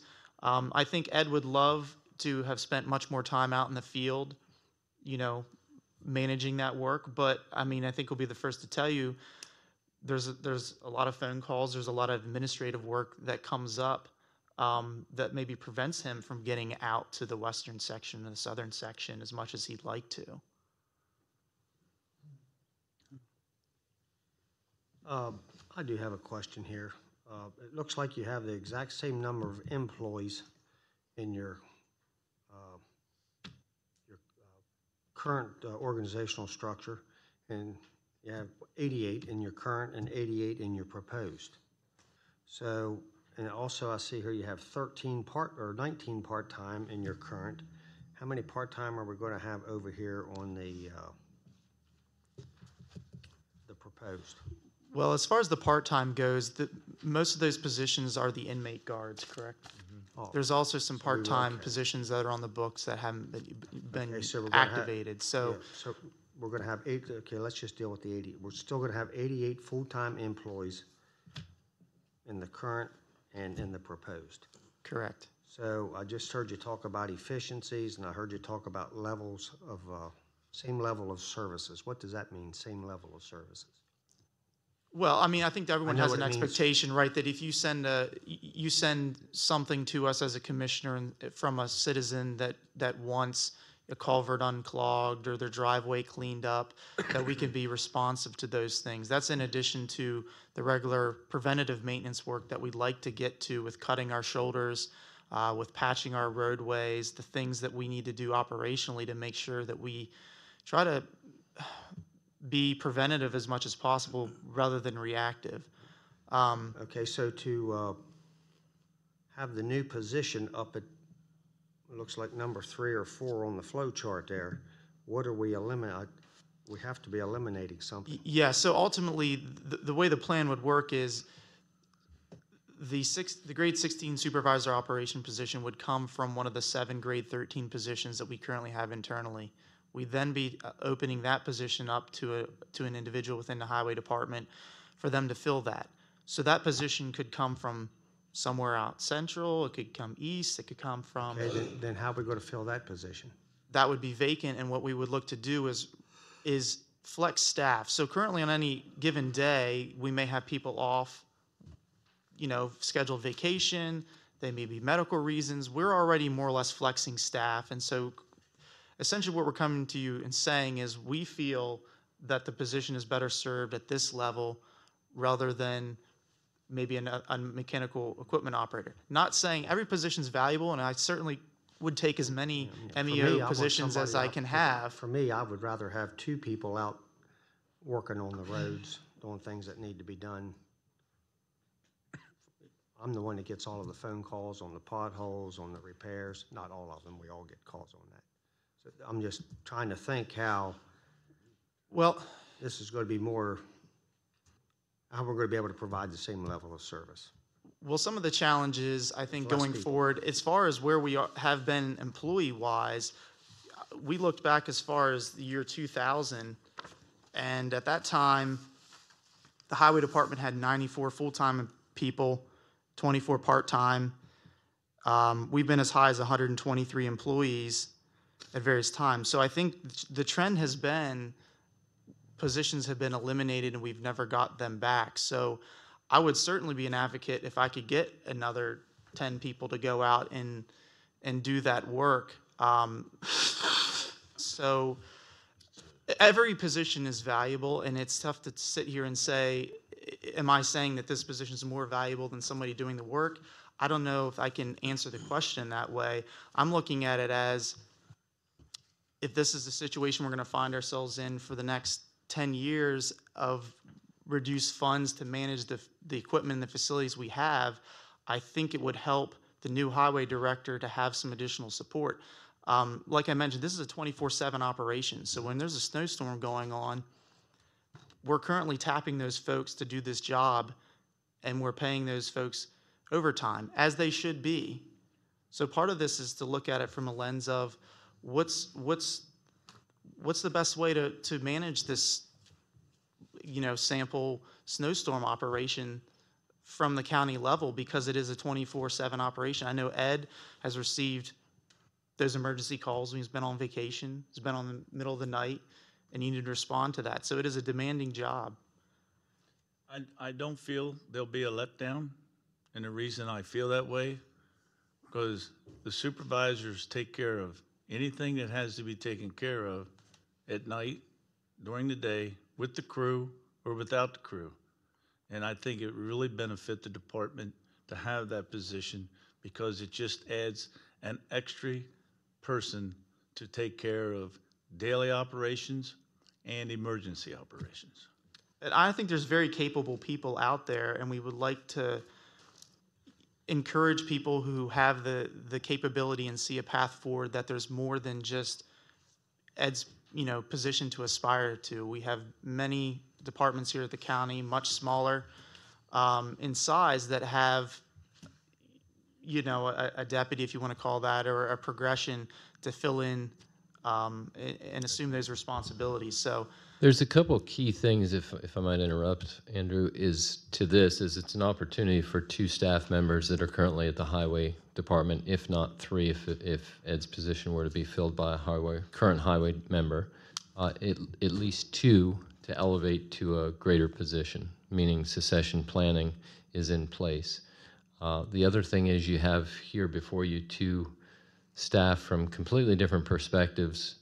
Andrew's is a more analytical background, Ed's is a more application background.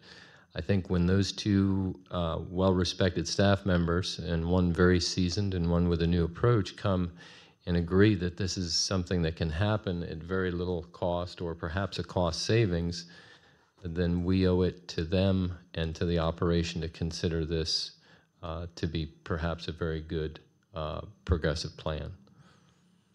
I have a question. In my electronic packet, I had these charts. Are they still relevant because they're not in our books? they are for a different, no. It's a different application. That was asked to be removed by Vice President Baker. It's a different application for Parks and Recs. That was a request made last week or the week prior. It was removed at Vice President Baker's request. They're not in the agenda this week. So that won't be part of the change today? No. Okay. You mentioned flex time, vacations, medical. How many would you have today short on flex time or people out? What do you mean I as? think he's asking, so how many employees would you have off on any given day? Due to your flexible schedule, medical, vacation. Well, I can tell you for that one storm, for instance, we were short 6 positions for that one storm next to the last one, and we had 7 other people that was off on medical. So that was 13 people that we did not have at work that giving weekend, I think it was. And that hurt. It hurt bad. You know, I was kind of following up what Terry was saying about you could get 2 people for the price of 1, but that's... Well, yeah, that's what I don't understand. How would that position help those 13 people that were out? Well, you would still have another supervisor. You would still have that person. You're not decreasing the number. That's. And another thing, I'm just talking. I'm looking at supervisory positions up. It looks like in all of the top positions, on the average about 7.7 people is what they supervise. If you have 88 employees and you take all of those numbers up there, which is 11 on the proposal, you got 1, 2, 3, 4. That's probably close. So you're supervising 7.7 people. That sounds about right. If you're including supervisors or assistant supervisors and supervisors. Whatever's in that top 7. Okay, because the supervisors are in charge of each section, except for at Central. And then at Central, we have 4 supervisors. Of course, one of them is traffic. He handles his people, that's separate, and takes care of a lot of other responsibilities. And then we have the 3 supervisors at Central that have roughly 20 couple employees. So your number's pretty close, yes. But I'd just like to say again that when we use the word supervisors, these are also supervisors that are running equipment. Oh, yeah. They're not, Yeah, they'll run the equipment. They'll do whatever they have to do. I mean, it's to get the job done. This is Flag just- traffic. Yeah, this is just me. I'm going to need a little more time to process all of this and to be sure that I want to support this. I may and I may not. If I have to support it today, I probably won't. I just need a little more time to process it, comprehend exactly what's taking place here, and before I move forward with it. Commissioner Baker, I'm going to support your request as well. I'm ready to go on it myself. Yeah, I would personally support this today, but if the other commissioners, if you would like to wait till next week, I'm comfortable with I that. just like to make sure I know what I'm Yeah, I fully understand it. I'm I- just looking at somebody, the average number of people being supervised are 7.7. I think personally, this is just me today, it may not be me next week. I want people out on the roads. I want people in the trucks, people out doing work. Not that everybody doesn't work. That's the difficulty that I'm having. Yeah, but didn't, I mean, just me being devil's advocate, didn't he say everybody was still on the road and in the trucks? That's the part I know. You want to make sure. Well, the request is, can we wait at least one more week before a decision? I'm good with waiting. Gentlemen? That's just my. Yeah, for your, I have no, I support this idea. I think it's great. If you're finding efficiencies, to me, it's the supervisors are more than just looking at the people under them. They're looking at the locations, the travel, the how they're getting things done, so we can find efficiencies in there. Find efficiencies, like you said, if we said save 10% on that through leadership. I would like to see the 10% savings. If you saved 5%, if you saved whatever it is, if you had the efficiencies there on just the different things, there's the possibility. And I would like to repeat. We've got our staff, new senior staff looking at it at different angles, and they're both supporting it. And I'm going to support the staff on this, but I will delay for the commissioner's request. Thank you. just to clarify, is there any additional information that you need for consideration, or do you just need time to process? When I have some questions, I'll get a hold of you. Okay. As Court said, I support the staff. You guys are smarter than I am when it comes to reorganizing, but I will respect the commissioners and we'll hold off for a week and check it out. So, Thank you very much. Thank you.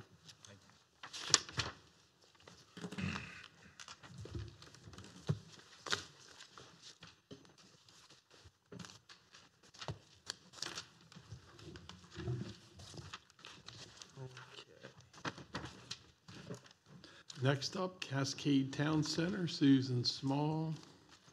Andrew Eichelman, welcome back. Thank you. Good afternoon, I stole that Commissioners. from you, Terry Baker. Welcome back. Thank Susan you. Small, Director of Department of Business Development, and I'm joined by Andrew, Director of Public Works. Today, we are here to recommend a motion to establish a starting price for the remaining 528 acres located at Cascade Town Center, owned by the Board of County Commissioners. We are suggesting a $3.5 million to accept proposed offers for which will be in accordance with the Master Developer Agreement. The county acquired ownership of the Cascade Town Center in September of 2016 from the Pemar Development Corporation. The county entered into the Master Developer Agreement with JG Business Link International, JGBLI, in November of 2016 to market, develop, and sell the property. The county subsequently transferred 63 acres to JGBLI in Cascade in September of 2017. The county retained ownership of the remaining 528 acres of the Cascade Town Center property. And to continue development process with JGBLI, an acceptable sale price will need to be established for the remaining 528 acres. Recently, we were instructed by the Board of County Commissioners to recommend a sale price for the disposition of the remaining 528 acres of the Cascade Town Center property. And so in accordance with the Master Developer Agreement, including the 11-point review process through JGBLI, offers will be presented to the Board of County Commissioners for approval. Any questions? discussion. In this, would they, does it all have to be the 528 acres? If somebody came and made a bid for 200 acres, we'd be able to parcel that out? I think that would be, negotiations would be done through the terms of the agreement, through an offer and negotiations. I have a question. The 528 acres, there's a little bit of that I think we need to carve out, and I don't know if that's already included in the 528 or not. For example, I think a few acres we need to carve out and set aside for the community center, Fort Ritchie Community Center. So is that included in the 528? To answer your question, essentially we have a subdivision plat prepared and ready that does carve that out. Now I know there's been some other discussions regarding easements and or access to the lake and other areas. So essentially where we are right now, which is if we said we want to sell the property tomorrow, we could move forward, reserve that property, and then negotiate whatever additional terms we would like. Okay. And then the other section of the property I think is important for us to consider preserving, the parade grounds. I know I heard a lot of citizen comment feedback when it was announced that possibly wouldn't continue to be open for public use. And I think that's important to the community. It's used for a lot of events. I think that might give some access to the lake. It's adjacent to the community center, so it's used for a lot of events. There's a historic easement, my understanding, on that property, so it's not developable, not developable. Okay, so it needs to stay in perpetuity park space, pretty much. So we can guarantee that is available to the public. Is that something that we would consider sectioning off as well? How, in your opinion, if Wayne's correct, I didn't look. If that is in historic and the parade grounds cannot be developed, was that correct, Susan? It's within the MHD. Well, yes, it's within the MHD boundary, and I just would point out, I guess, when you say the word develop, to some that could mean it needs to remain grass. There may be development that could be baseball fields. No, I mean buildings. Correct. I think the assumption is that it would remain open space, but the way that process normally works is if you want to come in and have a change of use or the appearance of the property, that would need to be vetted by MHD. I personally think, Wayne, instead of complicating it, we negotiate that at the time of an offer, and if that's what you want, I would be happy with that too. I just would hate to lose a sale if someone was going to buy the whole parcel of 528 acres and in a contract they agreed to make it a park. I would hate to lose a sale over complicating it by excluding the parade ground at this point. I think we could negotiate that as time went on.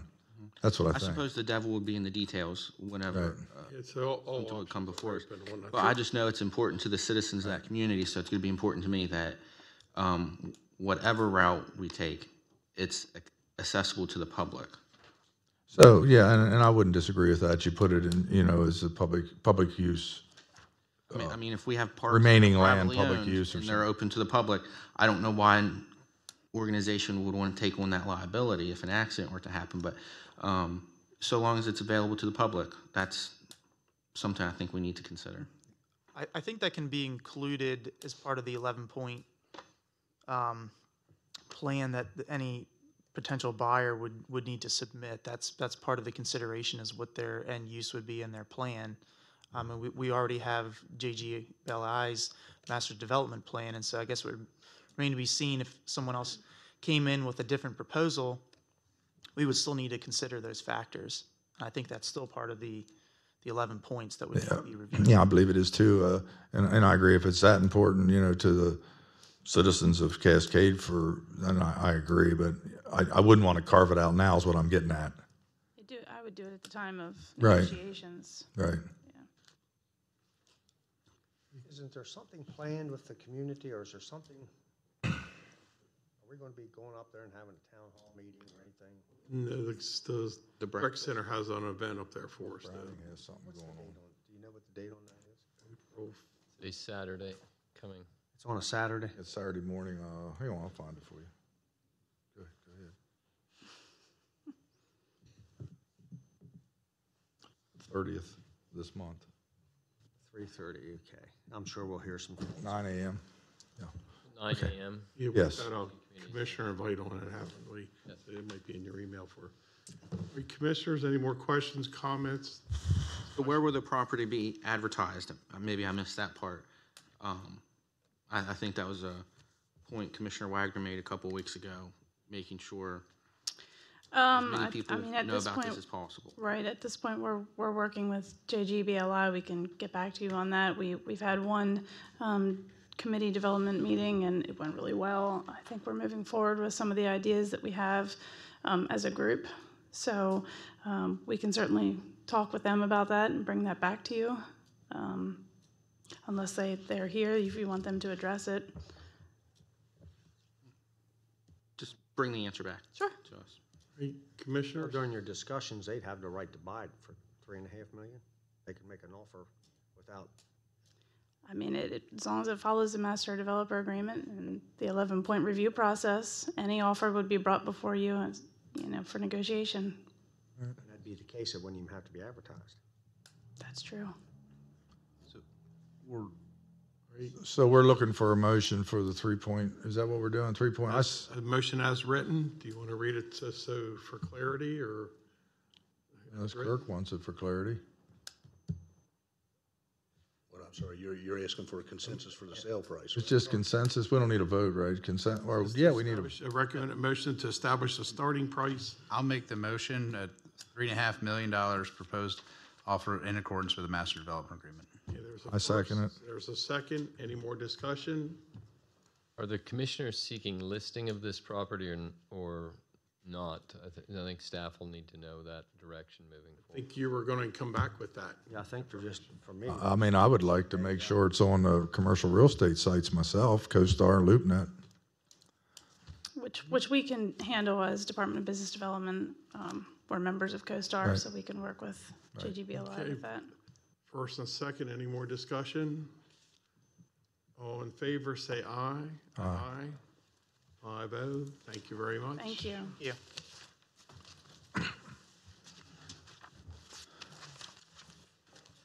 Mr. Slocum, you're up. Washington County Planning Meetings.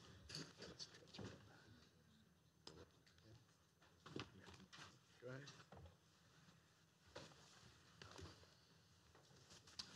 Staff did some research recently since the morning question from a citizen participation. And indeed, on June 13th, 2017, conveyance of real property to Cascade Town Center Development LLC. The board did approve that to be conveyed to Cascade Town Center Development LLC.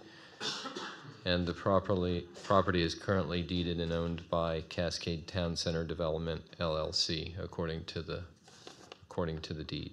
So that answers that question. I hope I have that information in the map here if you would like that. Secondly, regarding the strategic planning meetings that were held, the commissioners attended. We ran some numbers over the next fiscal years, the 4 budgets that this board will approve, looking between $230 million for general fund and up to $300 million for overall revenue that will be spent by this board. It is likely that this board and the decisions made by it will exceed $1 billion in revenue being spent, taxpayer dollars. And with that in mind, it was appropriate to look at strategic planning to see that all local government services were provided with a strategic framework in mind. So I wanted to first thank the commissioners who attended for participating and your review of this and any comments you may have today. Very briefly, what we broke down with our Jinx Perspective consultant, who has done a number of work with nonprofit organizations and is doing work with Washington County at the cost of about $16,000 in total, is that first we broke down what we do. And first of all, what we do is 24/7, 365, as alluded to here just a couple topics ago. Everything from 911 to sewer service to permits to snow plowing, and I could go on and on and on with about a dozen different things that Washington County does. But through 5 service lines: public safety, public education, public infrastructure, Economic Development, and Human Services. Those are before you on the screen, and they're in your agenda package. With that lens, so to speak, it became important to know what's the framework of attention that this board would strive to achieve, and what's the greatest room for opportunity here. So they boiled down basically into education, economic development, emergency services, a lot of the things that you said during your State of the County address back in February. And those are to more definitively align our investment in public education with a shared pursuit of excellence and student success in accordance with Maryland legislative guidelines. In other words, to meet and, when possible, exceed those guidelines as best the commissioners and the revenue provide for. Second is to develop collaborative strategies to retain and cultivate economic development investment to grow the tax base in Washington County. I can say that first, by evidence of this afternoon's lunch with HCC, as well as various meetings with the Board of Education, we are already working to develop those through the strategy developed with Susan's office. We are in definite progress mode on that front as well. Emergency services, reduce the burden of our volunteer-based emergency life safety services to continue providing critical services to Washington County citizens and businesses. The SAFER grant application is being made as we speak. The deadline for that grant is March 22nd, and that is Friday, so that will be applied for.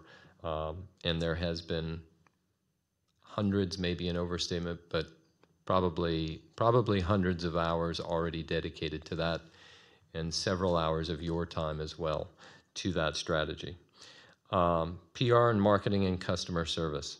Become more strategic and proactive in communicating our value proposition, our interactions, and our results to our citizens. That ranges everything from reestablishing advisory boards with citizens on those boards to working closely with the media to be sure they understand the imperatives and direction of Washington County Board of County Commissioners, both elected and staff. And finally, to foster cross-sector community engagement for collectively addressing the opioid crisis, which is currently placing significant strain on resources throughout our 5 service lines. Discussion among staff after commissioners developed this strategic imperative was, why not all drugs? Very engaged discussion. Indeed, it does involve many drugs. What we're finding with the opioids, they lead to many drugs beyond opioids. So please don't limit this concern of epidemic to opioids, but that is the one that's in the focus at this time. And one might ask, how does that affect the rest of the imperatives or even what we do? If you look and listen to Superintendent Michael and the Board of Education, the effects it's having on education in the public schools is tremendous. The effects it's having on employment or unemployment is also tremendous. And what it's doing to our emergency services, I think those professionals have told us that the opioid crisis is leading to a large part of the epidemic that they're seeing with the service needs that we're applying a SAFER grant for, and other spending is up for that. So there's large evidence to the fact that that 5th strategic plan, what I believe I heard from both the commissioners and the staff, is looking upstream of that. One is that we have litigation with pharmaceuticals. That's one starting point. There are a number of other advantages, and with all of those, staff will be meeting again next week in a final discussion regarding carrying out those strategic imperatives by this board. It's a living, breathing strategic imperative. Your comments, concerns, feedback are more than welcome, not just today, but as we move throughout the document. Any questions? Yeah. Health Department is our lead agency in Washington County for the opioid crisis, correct? I would say that's accurate, yes, sir. And we fund them X amount of money for their budget? Yes, sir. How much approximately do we fund them, and is there any additional money that we provide? The first question, unfortunately, I can't answer exactly, but I do believe the answer to the second question is approximately $1 million over and above. Some recent research on that indicates it's in the six-figure range, and the Washington County Health Department is the next. In fact, next week, you will get a recommendation for a health advisory board, which will come in and be a citizens council and medical professional council for that. Again, introducing citizens, introducing transparency, engaging the medical professionals as well as citizens and some of your staff on that board. If my memory serves me right, one of the reasons we do that extra amount is to ensure local programs are continued. That would not be an accurate statement. Absolutely, local programs and services, that falls into the human services. Would help with the opioid addiction or whatever else. Yes. All right, thank you. And President Klein, one of the things that I wanted to mention about this, that the sense from both the elected officials that we met with in these meetings, as well as the staff, was not to simply throw additional funds at it, but to say, how can we strategize to make sure what we're doing and what we could do most effectively can help people before they even become in this crisis In the mode. theme education, treatment, and consequences, something like that. To that effect, yes, and that's where we would bring in experts, a round table, so to speak, including the health department, probably most prominently, to say how can we be sure what we're doing is most cost effective in precluding someone from becoming the next victim of opioids. What have you directed staff or worked with staff yet on a concern of mine was having a better presence in the media, basically being on the offense instead of always on the defense, getting out ahead of issues or getting out ahead of what are perceived to be issues. What are we doing there? Anything? I have. So one of the aspects, and that is a different framework from which some staff is working on, is to say be proactive and engaging with the media. I know we're having regular discussions with both the Herald Mail and WDVM to be open and transparent. Some of the things like the fire and rescue topic that came before you in the last month, I engaged Danielle Weaver of PR and marketing. They're the ones that assembled the wall, which was then reduced to a PowerPoint presentation to say, background, here's the information of what the county is doing, spending $7 million already, right, rather than starting point blank with a blank sheet of paper that says, what can we do? There's evidence of what we are already doing and that we need to certainly do more, but how can we strategize that? That's one example of engaging PR and marketing. Another one is working with Chief on developing some type of plan to be more strategic in marketing of the county and the properties in the county. There are a number of ideas. New websites coming on, another new aspect which isn't so much media related but is customer service related, is an application for the phone which will have a lot more information. People are tending to go away from websites and more toward applications where you hit the button on the phone and it'll tell you, or it'll send messages to say there's this event. So that's where we're headed, looking toward the next generation of promotion.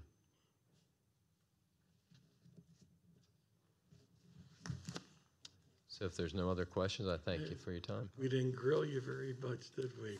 No, sir, I appreciate that very much. In the hot seat. Thank you, Rob.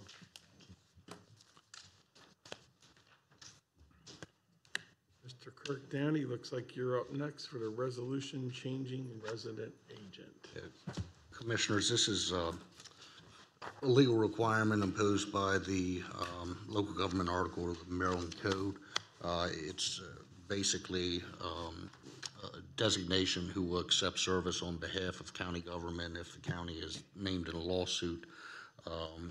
I would suggest that in light of the clerk's absence and because the clerk has to provide a resolution and make certain certifications to the state, that we defer this matter until next week when she's here. All right. Move me. All right. Thank you. All right, thank you, Mr. Downey. 5-year general fund protection. Sarah, you're up next. Thank you very much.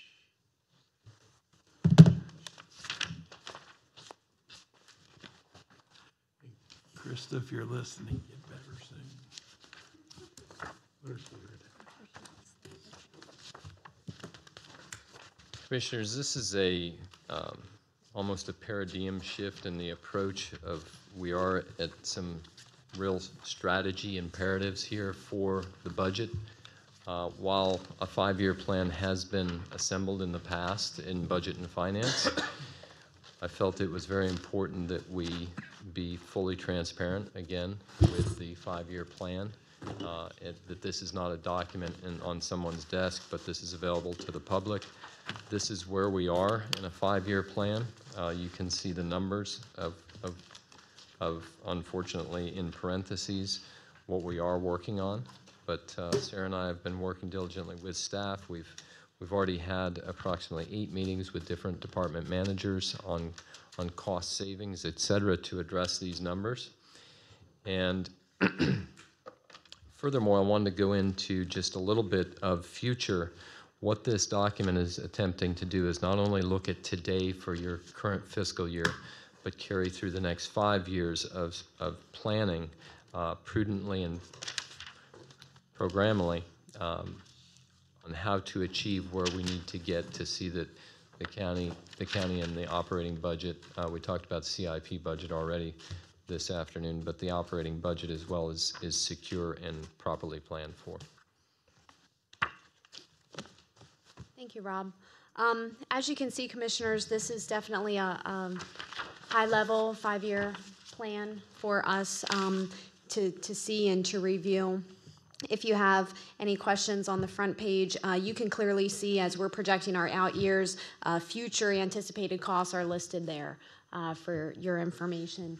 Would you rather me go into this a little bit or continue to move through? I can say, yes, certainly, Sarah, please do. But I would like to say that there are large-scale copies available at the table. They're available for the public and for the media. They are somewhat difficult to read here on the screen. So we've attempted to make a number of 11 by 17 copies for everyone to see. And these are the very same documents we're sharing with department heads. So. Yeah, so as you can see, what we have here in the first column is the projection for 2019. So total revenues are anticipated to be lower than budgeted.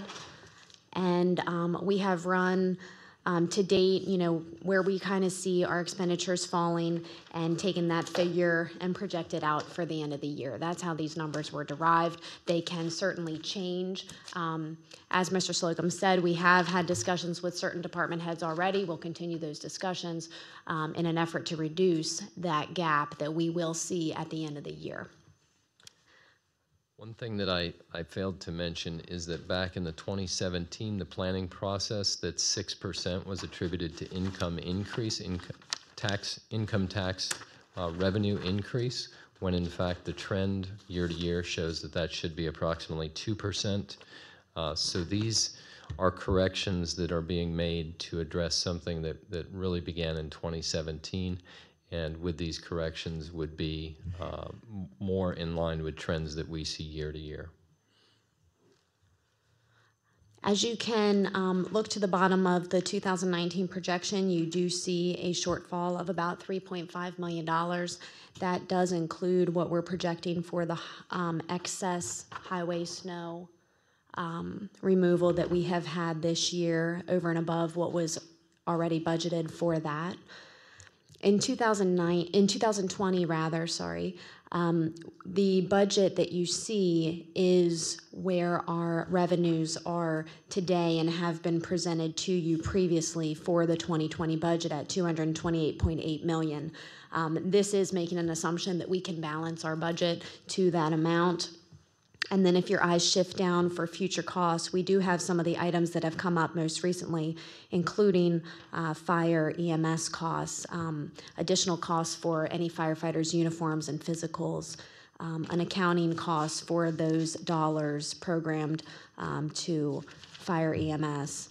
And then you can see also we have an amount attributed to Cascade in the event that Cascade is still part of our county government. The sewer fund appropriation, which is a large appropriation of $2.5 million. I will be bringing in the sewer fund next week as an enterprise fund discussion. This is a point where the reason we're seeing this $2.5 million there is because we have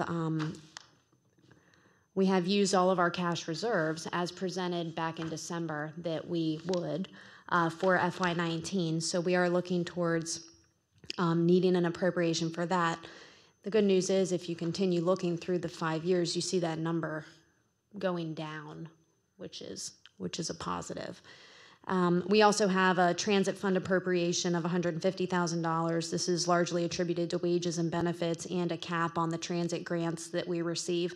So we do have these items here that we're looking at. We felt that it was very important to bring them to the table to help the board understand what new costs we may be facing. For the projection for 21 through 24, you can see some other items are then added to the projection, which include the police, fire, and emergency services training facility that will come with certain operational costs. We also have a placeholder for providing possibly additional SROs, a funding amount for the Kerwin Commission, which in my opinion seems to be conservative right now. So we're not really sure what that is at the time, but we wanted to put it on here as a placeholder. We're gonna look to this 5-year plan as new developments arise. We're gonna be updating this. This is gonna be an ever-moving part of our ritual in budget and finance and with the administration. So we'll continue to update and modify this as we progress into those years. In addition to that, you will see under Kerwin is a water fund appropriation. Again, I'll be discussing water and sewer next week. They are enterprise funds. The water fund is much smaller than the sewer fund. Therefore, the capacity to handle costs like the sewer fund can is not there. So we do see an appropriation going to the water fund. We can have more discussion on that next week. Do the commissioners have any comments or questions related to the 5-year plan, what you see in front of you, anything that you'd like to discuss a little bit further? Yeah. So it's safe to say right now we're about $3.5 million deficit, right? Is that safe to say? That maybe is not today. That is maybe safe to say. I mean, that's Okay. kind of what we're looking at. That's our projection. It may differ from that. So just to help me out here, because I wasn't here last year, what was, at this time last year, what was it? At this time last year, I'm not exactly sure I Or can give take you a a number, guess. but I can tell you that we ended the year on a positive of 1.4 million. 1.4 million. So we weren't hustling to cut this time. So I guess my question is, how did it all, just a brief, and I'm not throwing stones by any means, but how do we get from 1.4 to almost, Last year, we saw some revenue makeup. We had a $4 million decline, well, not decline. We had a $4 million gap between the income tax budget last year and what we actually received. So we had that $4 million gap last year. As you can recall, last year there were a lot of transitions going on during this time. You weren't here, so you may not know that, but there were staff transitions and so on and so forth. So I can tell you that at the end of the year, we did have enough of expenditure savings, and most of those savings were related to wages and benefits that we were able to come out in a net position that was positive. So I would attribute largely that positive net position to wage and benefit savings and those other revenues that help to account for the income tax coming in low. Yeah, I think what scares me is we're for $3.5 million now. We were $1.5 million plus last year. That's $5 million lost in a projection somewhere, and that's what I'm curious about. That's $5 million lost in a projection. So, how do we get more accurate? Well, one thing is that's happened, and Sarah would know this better than I, but projections for the forthcoming fiscal year aren't actually realized until as late as August 31st, or as I like to say, September 1st of the following year. So you're actually in the following fiscal year till you understand if your projections are somewhat accurate or with each quarterly distribution. What we're finding is the last quarterly distribution was February 28, or thereabouts on date, and that actually came in approximately 1 million lower. So distributions from income, so forth and so on, very difficult to project. I think what happened is that the tax revenue structure is different. I'm not completely sure that we were that far above at the time last year as it may have seemed, because I know as distributions came in, we were realizing that we were lower than anticipated from last year. I do have a document on this somewhere that was presented, I think, previously related to how we ended the fiscal year. I can look for that. No, I don't really care about that. It's just that I think my concern is if we're $5 million off, and I'm not blaming accounting or Rob or you or anybody, but if we're up into 2023 and it's showing 15 million deficit, could that just as easy, I guess it could end up being 5 million or 20 million. A lot of what is happening with those are under the future column that you see on the bottom left hand of your page. Right.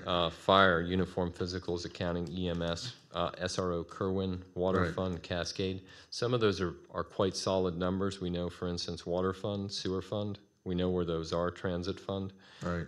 capital, the Kerwin and so forth. You see these numbers growing because one, for instance, we just brought up as a topic is Cascade. We're not saying, well, Cascade's going to be another $1 million. Let's just chalk it up as that. Staff is taking direction from the board and eagerly trying to get that off of the operating expense. So we are working on that. We're trying to show you a somewhat reasonable, if not conservative, picture toward what could happen. Gotcha. So yes, these could be, we'd like to think these could easily come down by 25%. We'd like to tell you that the 3.4 this year could come down fairly significant. It could be 2.4. Unfortunately, distributions not being received until, again, August or September after we're already into fiscal year 2020, and with variations that we'll go into later in the program, you'll see that some of this is not just new to us. It's new to some other jurisdictions in the state of Maryland and even countrywide. Well, what we do know is that in 4 years, we have a $2.6 million increase for 29 firefighters. We do know. Yes, we do. Yeah. Yes, we do. So, And I think what the board is going to be tasked with is make sure we're not sitting here 5 years from now with trying to make up a $15 million deficit. And that's why we said pause on where we are right now. This looking at 1 year at a time is not realistic. It's not prudent. So let's look at the 5-year projection and let's address this so next year our planning process is much easier, and hopefully if we do our job correctly, the following years are much easier than this year. Right. Okay. Staff did take a look at the surrounding areas as mostly the commissioners like us to do to see kind of where Franklin County stand, Martinsburg, and other Maryland counties related to current tax rates. We did do that. It is difficult to compare Washington County to other states based on their varied taxing approaches. They don't do their assessments or tax like we do here in Washington County. But what I did include with your packet is local income tax rates for all Maryland counties from 2014 to 2019. And I also included county property tax rates from 2009 to 2019 for all Maryland counties. So you can see where Washington County is, where we fall, where others are in the state. And I think that's important information to have.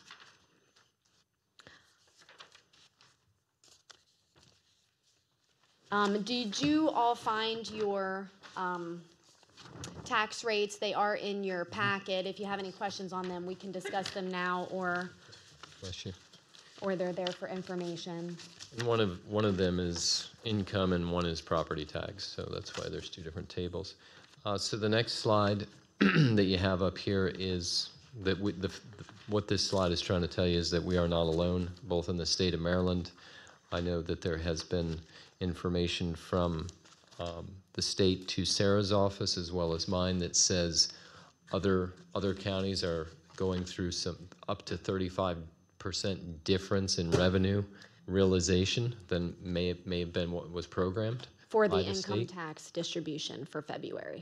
That's what that's related It's to. part of that because of the federal shutdown that we're going to, all the federal employees didn't get paid for those 35 days, so they paid no taxes, and then they got the lump sum, so it's eventually going to hit us. This February distribution was for the last quarter in 2018. So the federal shutdown was in December 20, started December 20th. So largely they're attributing it to taxpayer behavior related to the uncertainty of the Tax Cuts and Jobs Act, and taxpayers making those estimated payments or, the estimated payments.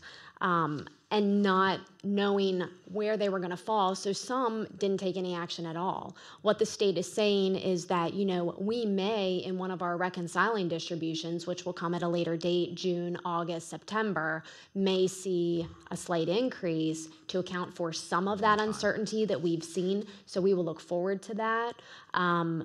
But the state is believing that it's mainly attributed to the taxpayer behavior. And that increase would be a one-time, it wouldn't be continued. It would be. I think as we move forward, the Tax Cut and Jobs Act is now what we're working with. So as we continue year over year, we'll see some more consistency. I don't think we're going to see this great of a fluctuation again. Thank you. Yeah. And to answer your question, Commissioner Monteschmidt, it is somewhat Commissioner Wagner's same question, is flexibility in are things moving and quite dynamic? I haven't been doing this for years. I know Sarah's been doing it, been involved in these budgets much longer than I have. But from what I'm hearing and seeing, the answer to that is this is more dynamic than what has been experienced ever before. Yeah. We had meetings with the bond rating agencies in person with 3 of them last summer. And this topic, even before we got to where we're talking about today, came up as far as income tax revenue and that type of thing. And these are companies that deal not just in the state of Maryland, but outside that regionally. And they were seeing some similar things to what's going on here. Very difficult to project. So the next slide is simply one of the items that came out of the Herald Mail in our Senator Serafini's information as far as the Kerwin. And that's why we do have a placeholder in the Kerwin. Sarah mentioned it may not be conservative enough, but we did not want to go too far, yet leave a placeholder in there. We will have to find out what exactly that number is in next year at this time. We may have a much better idea. I did want to talk about highway user revenues, and this slide does show you there's a multitude of things that are going on at the state level. As much as we love our state, of course, what's happening is regulation from stormwater to fire sprinkler systems to potentially minimum wage. All good things in nature, but they do cost money. With regard to that, Sarah actually just brought one up this afternoon to you with regard to ammonium reductions, which are going to be required by MDE. That's a couple $1 million more for the Smithsburg treatment plant project alone. So you can see the immediate impact. That's local dollars, $2 million that are going to hit Washington County local general fund. That combined with the fact that revenue from the state, highway user revenue that is, has gone down approximately $70 million over since 2010. That, in not the efficiency of the county staff, not the efficiency or the decision making of the commissioners, but the effect of that combined down revenue and up regulation has cost us more money at a local level. And that's why we are looking at these revenue changes that we're bringing for you today. In a previous commissioner meeting, the topic of a public safety tax did arise. It's here on a slide for you. We did want to make sure that everyone understood that it would be a specific task. It would require enabling legislation, and the implementation period would be July 1, 2021 or further out than that. We believe that we've missed that opportunity for the current fiscal year budgeting. for that. Considerations of a specific task would be that it would be specifically allocated by law in addition to just the budget. We allocate revenues every budget year, so that's the reasoning for that. Consideration for credits for fixed income or low income. So currently with our tax structure, those considerations are done at the state level. Those credits do come through on our tax rolls already. A certain specific tax may not include those credits, so that's there for your information. The allocation, would the tax be an allocation for the full cost of the program, or would it be subsidized with a general tax such as real estate tax or income tax? That's something to consider.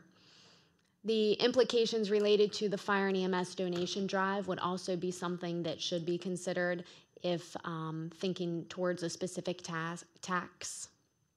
And the other consideration is that a specific public safety tax may not meet all budget needs. And that is just related to the 5-year projection that you have in front of you. As you can see, some of the needs that may come forward. Currently, our income tax rate here at the county is 2.8%. Real estate tax is 0.948 on $100 of assessed value. An income tax increase to 2.9% would generate an additional $2.6 million and cost approximately $5 a month per filer. The real estate tax, if it was increased to 0.998, would generate an additional $6 million in revenue and would equate to approximately $8 per month per household. We felt that those numbers were very important for you to understand, not only from a revenue generation standpoint, but also an impact to our citizens. I just want to make a clarification here, because I know this gets confused a lot. The real estate tax being 0.998, so that's of $100, so it is still less than 1%. Yes. So, and I want to make sure that, that's clear, because I have a lot of people think, oh, we're paying, 0.998. No, you're paying that 0.998 on $100, not on $1. So that is that's correct. That's a clarification that you constantly hear. Oh, if they're raising it 5 cents, it's not 5 cents. It's 5% of a penny. Yeah. So if you go back to that slide there, where you're already on it, $8 a month per household and then you got it, and then $5 a month per filer. Yeah, filer. So it's about $150 a year, $160 a year. Is that what I'm looking at that right? Per household? $5 a month times 12 months, 60 plus the 100. Yeah. I think it's under 200, I believe. That's about 150. You said about 150, right? Yeah. Yeah. That's about right. And that gives you 8.6 million revenue. That's still not enough. Well, we'll get into that slide next. Okay. Yeah. While we're at that slide, I see that $2.6 million amount income tax. There's another way I was able to calculate to get to that same number, 2.6 million. A 2% cut in our operating budget can't cut the Board of Education because of maintenance of effort. So just assuming our operating budget is $230 million, taking out the Board of Ed, you have about $130 million. 2% cut, not talking staff, not talking jobs, through attrition, possibly, but in other areas, 2% is $2.6 million.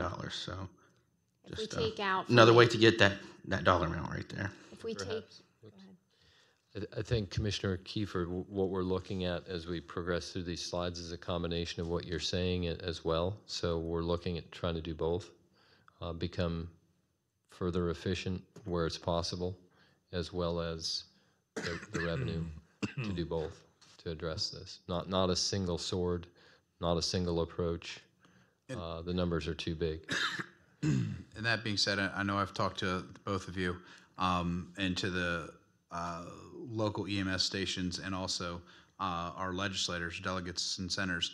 And I think this needs to be put out. And right now, Maryland, we only get reimbursed $100 for EMT or ALS or BLS call for Medicaid, and 55% of CRS calls are Medicaid calls. Just for reference, West Virginia, and that's no mileage. West Virginia gets $377.50 plus mileage for an EMS call. Pennsylvania gets $150 for a BLS call, $300 for an ALS call, plus mileage, where we're only getting $100. So, and this is a fee for service. That again, that's not going to fix our budget. There's supposed to be legislation hit. I just followed up with Delegate Corbin. It's supposed to be legislation hitting this year.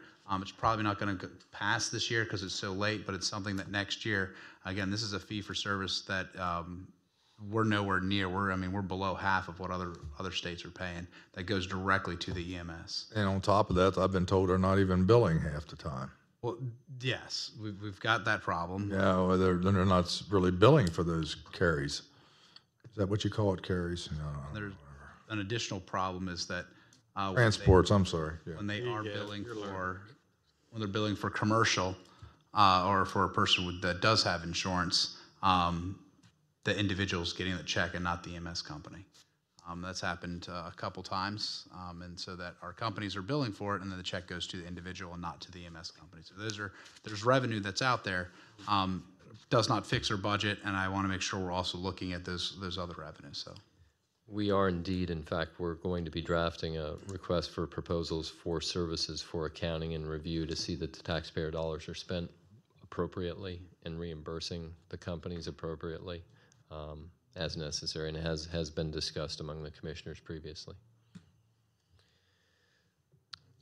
So the next slide show the first table on the top that starts with 3.85 is simply a cutout and paste to this slide from your larger spreadsheet, which is the bottom row, which says this is where we are with projected expenses over and above revenues as they are projected today.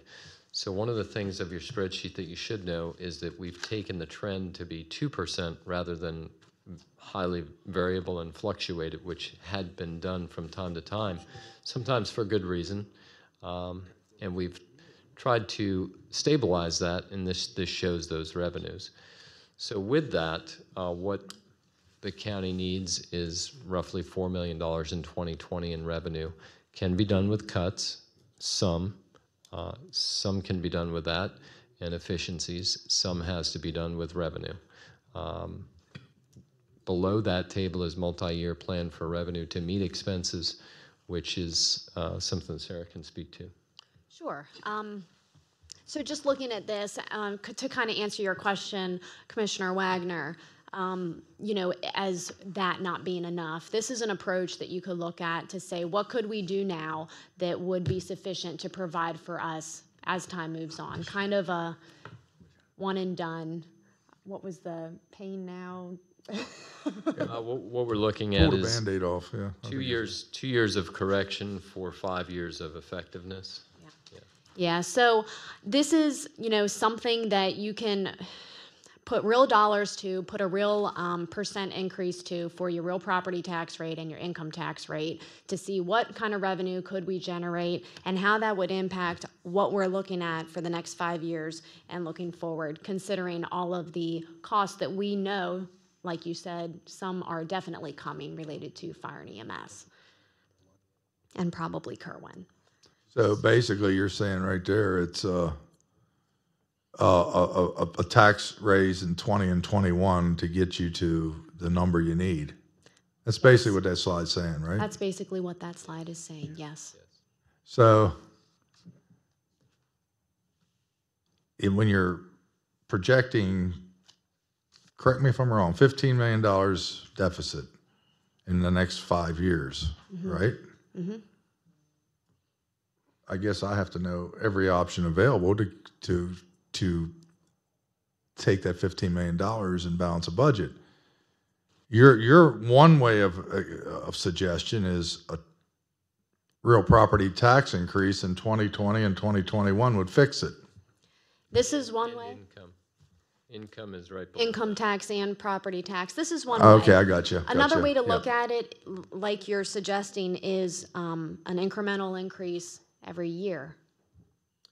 There are not infinite, but there are highly There are a significant number of variable ways to approach this, where you could carry it over the next 5 years, you could carry it over 1 year, or, well, the limit per year is 5 cents. So in 2020, that is the limit on the real property and would be the same in 2021. But it could be done over a variation. What we have to be careful about is not to allow more debt to accrue on the operating side before the revenue comes in.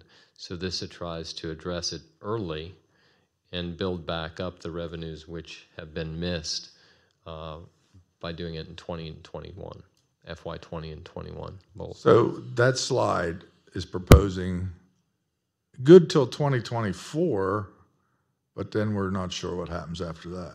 There's always going to be unknowns for the future. Even some of the items on this sheet are more or less unknowns. We're not sure how hard the Kerwin Commission may hit or some of these other items. So, what I'd like to say to that, though, is that, right here on this sheet, we're looking at fire and EMS as a large cost. Right. That hasn't been done in the past. That's new. We know that's coming. We also see, the issue that we have and the issue that we're facing with the sewer fund.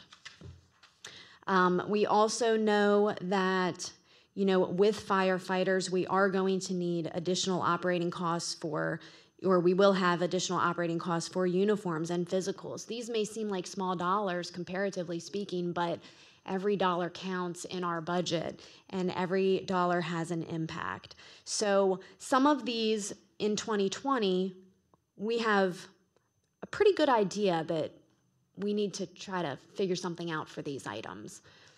As we move into 21, 22, 23, 24, some of them, the numbers related to fire are pretty secure because they go along with the SAFER grant. So we definitely know we're facing $2.6 million in 2023 for fire. Right. And that's just to meet the SAFER grant numbers that have been proposed. If they go up, or if there is another round of SAFER grant, that number could go up. To try to address what I think you're probably all thinking of, why these numbers are going so high. If you look at future number on your 11 by 17, you look at your future number, which is all addressed at the bottom. Take, for instance, next year. Your future number is 3.85 million. And then you take and you look at your excess revenue or expenditures, it just happens to be 3.85 million. These are expenses that prior boards, to your credit and so forth, haven't had. It's not that they haven't addressed them, they haven't been there. Kerwin was not there for other boards. We could wait until next year at this very same time to bring this to you. It wouldn't be prudent. It wouldn't be appropriate. It wouldn't be in the best interest of the county. So that's why we're bringing them here before you. But if you go down to 21, 22, 23, and even 24, you just add up those future columns, and those are very similar to what the excesses are.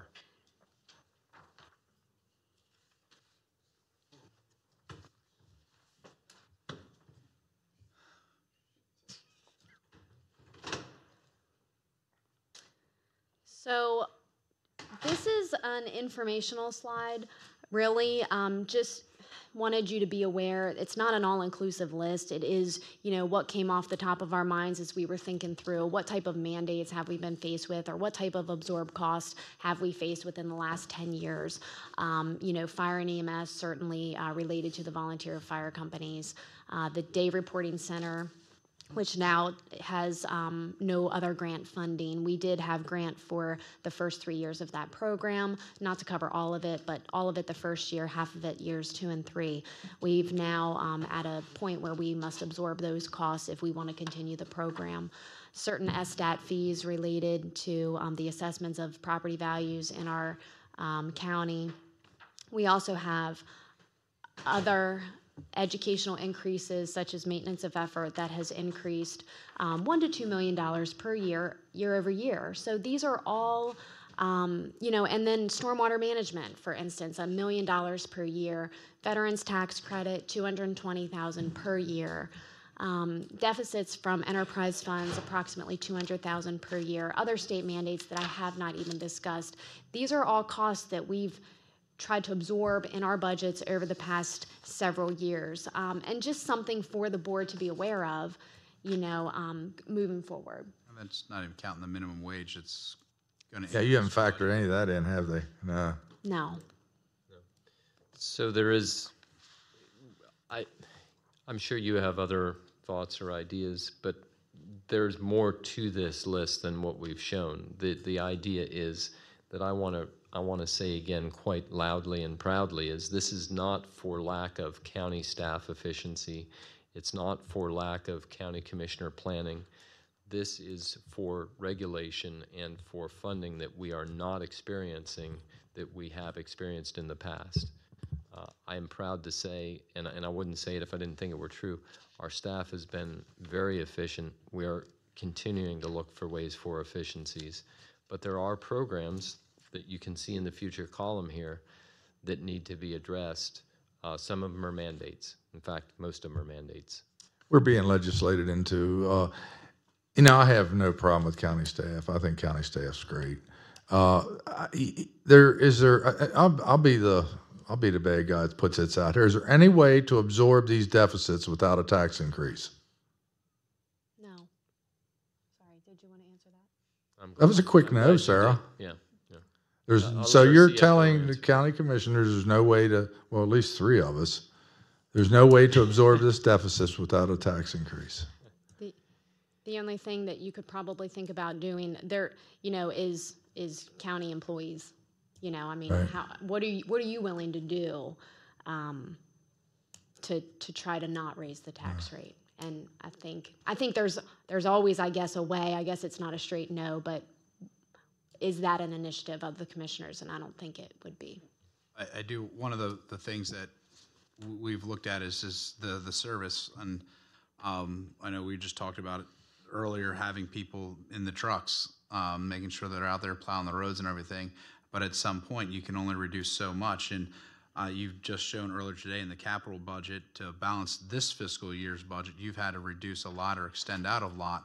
And then if we have to reduce that so far and so far, at some point you're going to get to layoffs. I mean, that's the reality. And at what point is that what our commissioners are going to be looking at to reduce that budget?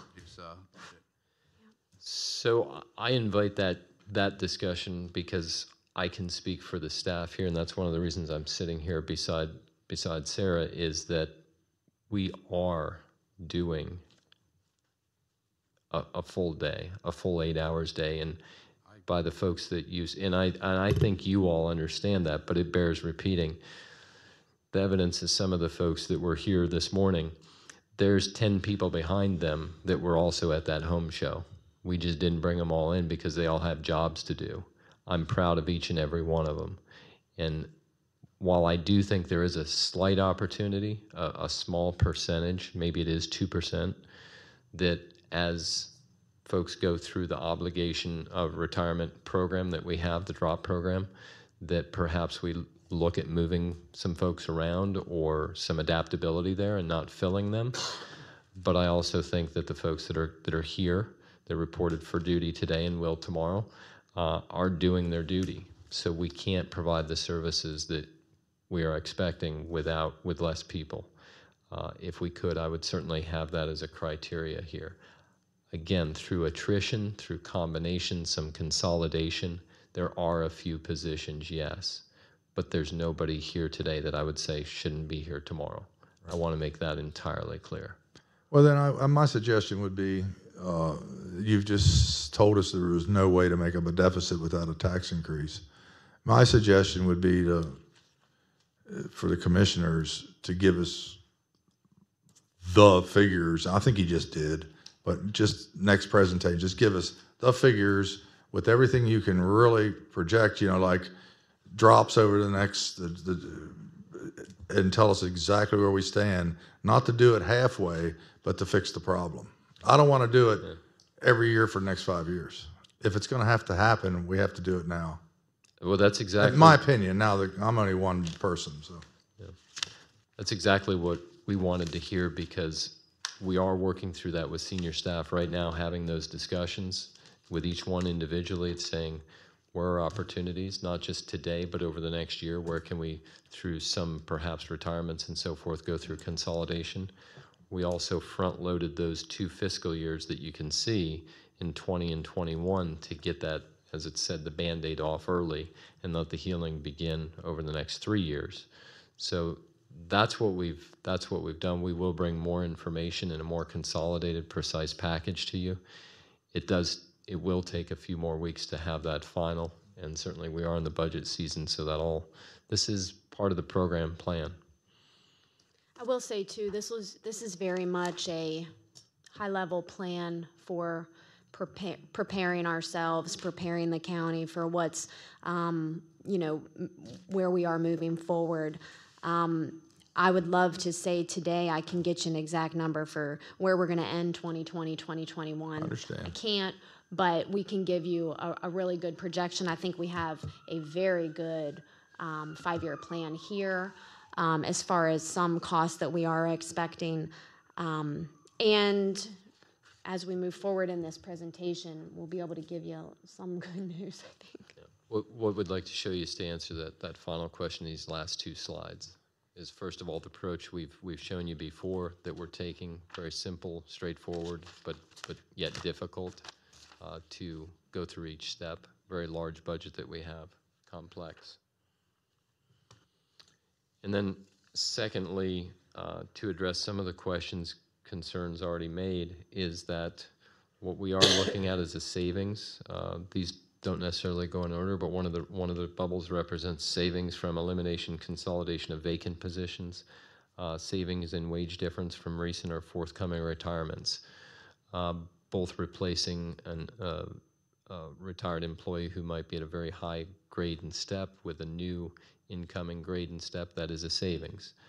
Savings in reduction from all departments, including my own, that could save tens of thousands of dollars.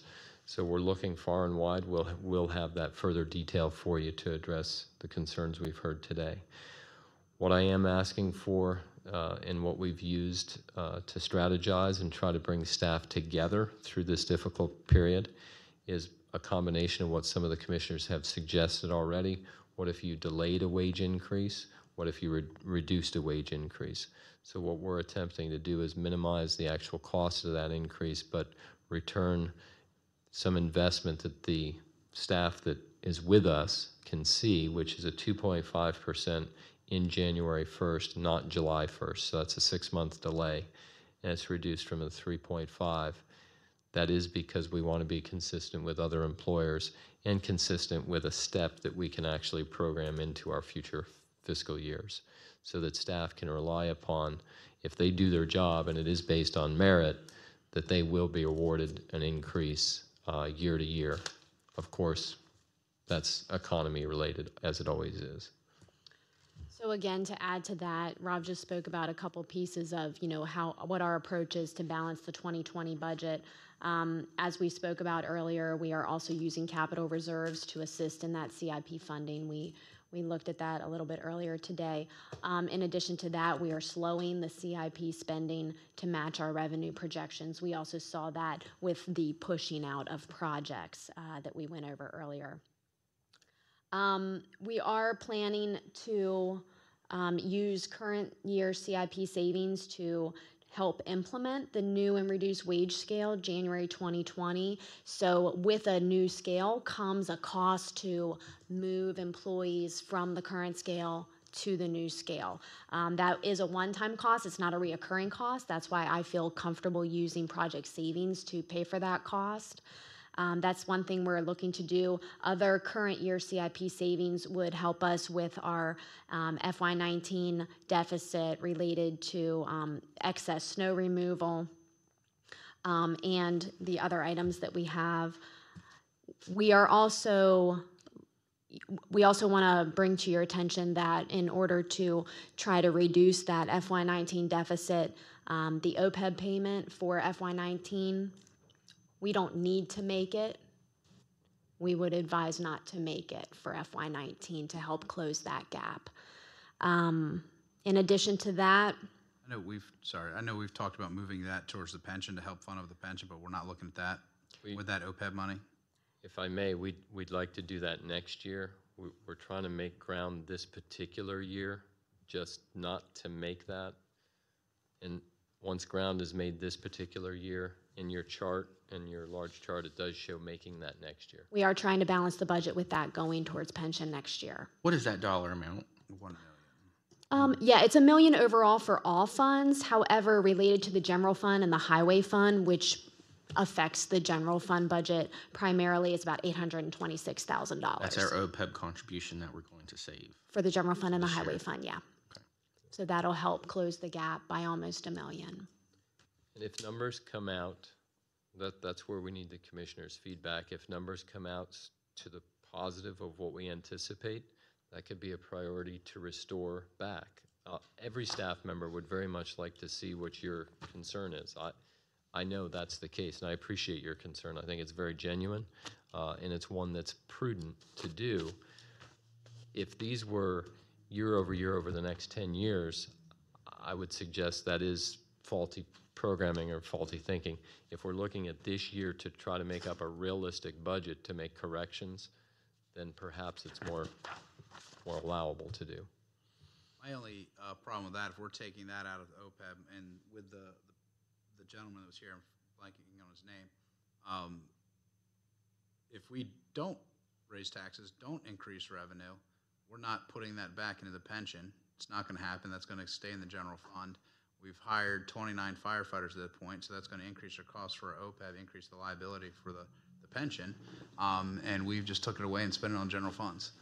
So I understand it's a one-time fix, but I want to make sure that it stays a one-time fix, because as our pension is right now from the meeting we had here, and then we also had the other meeting, there's our pension's not, it's good, but it's not in the best of health.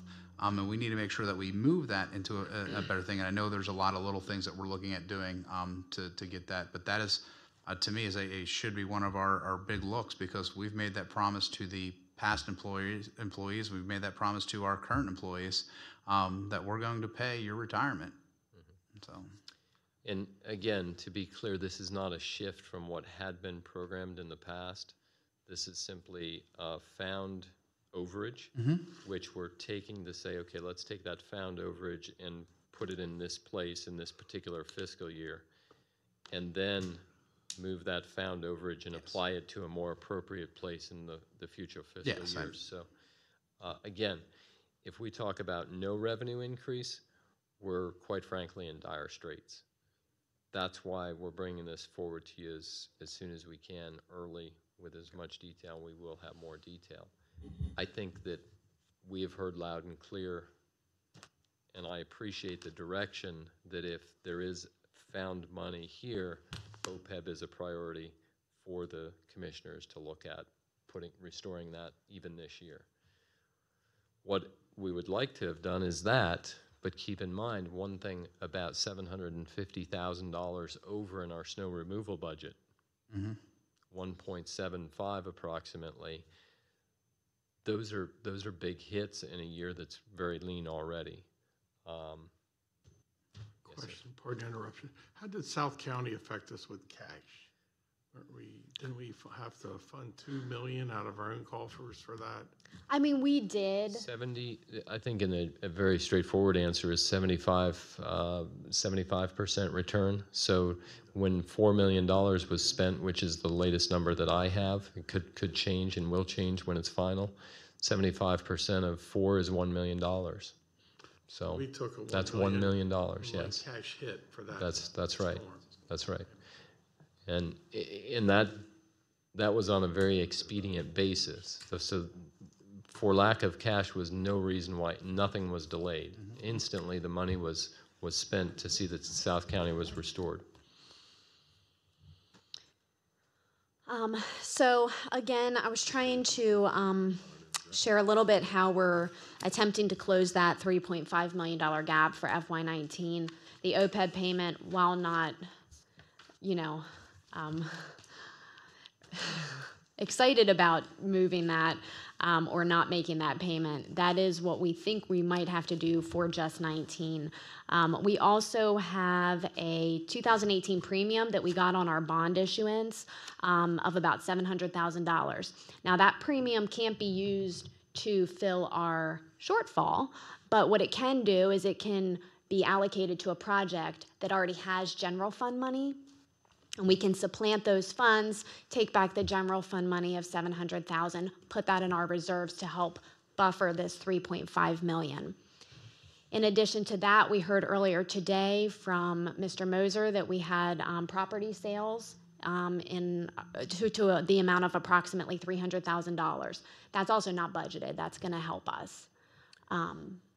In addition to the Williamsport fund that continues to come up, a property sale for that would be what we would use, are anticipating using, and we'll bring that, I believe that'll require budget transfer. We'll bring that before the commissioners for a formal approval. So those property sales that we've acquired or inherited properties from the school board or Board of Education have helped us somewhat to make up where we are to fund our challenges. Todd, Rob, would you do me a favor and remind Todd that we're still waiting to see if there's any on our properties that can be sold? Yes. I can't believe there's no more properties that can't be sold. Yes. That's hard to believe. He did provide us with that flush list of approximately 47 different properties. So we are in the past 2 months, we've gone through probably 3 to 6 and sold 6 here today. Oh, I know it's not a priority, but at least it's at least it's potential more income because they do sell pretty well. Yeah. And it also gets them back on the tax for, it turns what's a cost into a revenue, which is a huge turn for us. Did this budget of the 5-year look have anything to do with the election board and the increased cost that's going to have us with the new election board? Depending on what gets passed related to those bills that are in the House and Senate. No, I mean, just not even counting that, with the election board wanting to go out to the food line, we're looking. No, this does not include that. Sorry. So that could be another $300,000 to $500,000 increase. If something were to happen with that, yes. I think that goes, some of that goes to Commissioner Kiefer's comments as far as what can we afford, and what Vice President Baker has made often the comment of wants versus needs, and that's something that we'll have to look at across all, and are trying to look at across all of these different expenses while we attempt to increase the revenues. That is not addressed here. One thing I spoke about a little bit earlier, we were talking about the FY19 budget for capital being passed last May. Our bond issuance doesn't actually occur until May the following year. I've included a budget adjustment in your papers. If you could take a look at it, this is another way we would be able to potentially close part of that funding gap, that $3.5 million deficit. We have seen in recent meetings that the need for an apparatus we don't have. While there was $800,000 programmed in the FY19 budget for an apparatus, that apparatus was programmed to be funded with bonds. Because we are currently preparing our bond documents to go to sale in May of this year, we need to know if we are going to issue bonds for that project. We don't want to issue bonds if we aren't going to do the project, certainly. And what we would like to do as staff is reduce that budget from $800,000 to nothing, because we don't need the apparatus, and instead issue bonds for that $800,000 towards a project that has general fund dollars associated with it. So again, we would not be increasing the project cost overall for Professional Boulevard Bridge Phase 1. But what we would like to do is take some of that general fund money back into our reserve and use bonds to fund that project. This would still maintain the $12 million bond funding that was approved in the FY19 CIP. It would not be increasing the amount of bonds that we would be issuing. It would just be changing the projects in which those bonds are associated with. And if you could give me an approval to move forward with that today, I would appreciate it, or any thoughts that you have, because I do need to give this information to our bond counsel related to our bond sale for May. And again, that would be including the apparatus That's the project. $800,000. $800,000, yep. And that is, because in the CIP, that's continuing on to get rid of that completely. There was $800,000 in there for FY19 that's shown in the prior approved column, and then the other $800,000 has been removed completely to try to assist with some of these costs. So you need a motion for that? Yeah, I do. Repeat your request. Yes. My request is for approval of this budget adjustment that you have in your packet. And what this budget adjustment does is it takes the bond funding that was programmed for the apparatus, and it removes that funding because we have determined that our needs are personnel, our needs are not the apparatus. So we would remove that project completely. That $800,000 associated with that would be gone. The apparatus project would be removed, and instead we would take that $800,000 in bond funding and we would put it towards Professional Boulevard Bridge Phase 1, not to increase the total cost, but then to swap funding. We're using bonds. I'm going to take back general fund money of $800,000. I'm going to put it in reserve to help us address the $3.5 million potential deficit that we see for FY19. Bond funding can only be used on capital improvements and things like apparatus. That's why the bonds were used for apparatus. When we switch it to personnel, it's not appropriate bond fund. It's not bond capable. So that's why she has to move this money. Same amount of money, only that apparatus is being eliminated. Not that we could always use more apparatus, there's no question. But as Sarah said, the priority is the personnel at this. If we're not going to buy an apparatus too, I would not want to issue bonds for an apparatus we're not going to buy. We shouldn't do that. But can I ask a question just to sum that up in layman's terms for a second? We're borrowing the same amount of money. Correct. And we're going to be borrowing more money for the bridge. Correct. The bridge already has allocated a certain amount of money to it. We're taking some of that. More of that will be borrowed money. Instead of cash, yes. Understood. And then by taking that cash off of the project, then you have $800,000 more in the general fund. That's correct, that I can use to help fund the deficit for FY19. Yes. So, sorry. I'll make the motion for the budget transfer as indicated. Have a first, is there a second? I don't quite understand it yet. Okay. Just do it like in 100 words or less. Right? Let me try, because I don't understand it as much. We have a first on the floor. You want to withdraw your motion till we get it explained, or? Can I try to explain it? Sure. Okay. So we have, right now you have $800,000 of a bond issue that's going towards apparatus. Right. Okay. You have Professional Boulevard Extended that it has general fund money covering for. Gotcha. Let's just call it $800,000 to make this easy. Since we're not going to fund this $800,000 in the capital improvement project, we no longer need that apparatus. We then said, hey, let's take that same $800,000, fund this over here, Professional Boulevard Extended. Since I'm no longer using that money as cash, then I now have that cash in my general fund. So then I can spend that $800,000. So you're just taking it from general, yeah. I'm just moving it, really, I'm moving it from capital to general, but you have to, the process, because one hand can't touch the second hand. That's 100 words, stop. Is that correct? Yeah. Thank you. I thought that's what I said. We're gonna have a first. Is there a second for the motion? I second it. All right, any more discussion? All in favor, say aye. Aye. Aye. Thank you. Row. Thank you.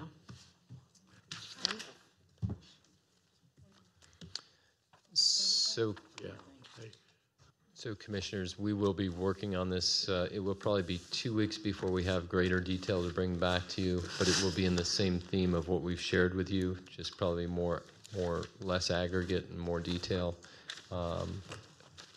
Strongly encourage and invite your discussion in the meantime, questions, comments, concerns, so that we can work through this to get you a balanced budget presented on time. So I could get a number for this Medicaid reimbursement. Could we go out to the 8 EMS station and ask them what their percentage, or not their percentage, but their their total amount of Medicaid calls were for a year? Yes. Because again, if it goes from $100 to $200, it's how much money is that? We'll do that through Dave's office, and likely that would be with Mr. Chisholm, who specializes on the emergency services side on staff. So we'll do that. The other thing I do want to bring forward to you is that a 2448 versus a 2472 schedule, it does seem, we've heard the commissioners' comments and preference for a 48 schedule. We will work diligently toward that. There are a number of logistics to work out. From information that I've received just this afternoon, it does appear the SAFER grant will be flexible, allow us flexibility as we move through the application process. So that's information I have for you, that the due date for that is obviously March 22nd. So staff is working on that 22nd date. So the exact number of firefighters, 29 that was stated, if we go to a 48, it may change slightly to 27 or 26 or what have you, because those are fluctuations, but covering the same amount of stations. So. I have one more question. What progress are we making on the audits for the fire stations? So through Sarah's office, actually Rick Curry's Office of Procurement, we're going to develop an RFP, request for proposals, for a third-party accounting firm, which will look at across the board in accordance with policy, which is already in place, what taxpayer dollars can be expended upon, to see that taxpayer dollars moving forward are in accordance with that policy. Also, that the appropriate books are in place for that spending, so that we're remain in good condition. So there is a process soon to be implemented or recommended? Yes. We're working through it. My office has to write the scope of work, and then it'd have to be advertised. That's good news. Thank you. Speaking of that office, Commissioner Mono-Smith, we're working on the energy savings research as well. So. Okay, folks, anything else? No. Thank you. Thank you. With the commissioner's permission, Kim would like to make a board announcement recommendation. I apologize for not doing this sooner. I'm not used to having to do this part. There was a request this morning by Mr. Holloway to move to appoint Daniel Mackley to serve a first full 3-year term as a member at large from March 1st, 2018 through February 2018 and 22 on the Animal Control Authority of the Motion to second. Second. Okay, first and a second. Any discussion? All in favor, say aye. Aye. Aye.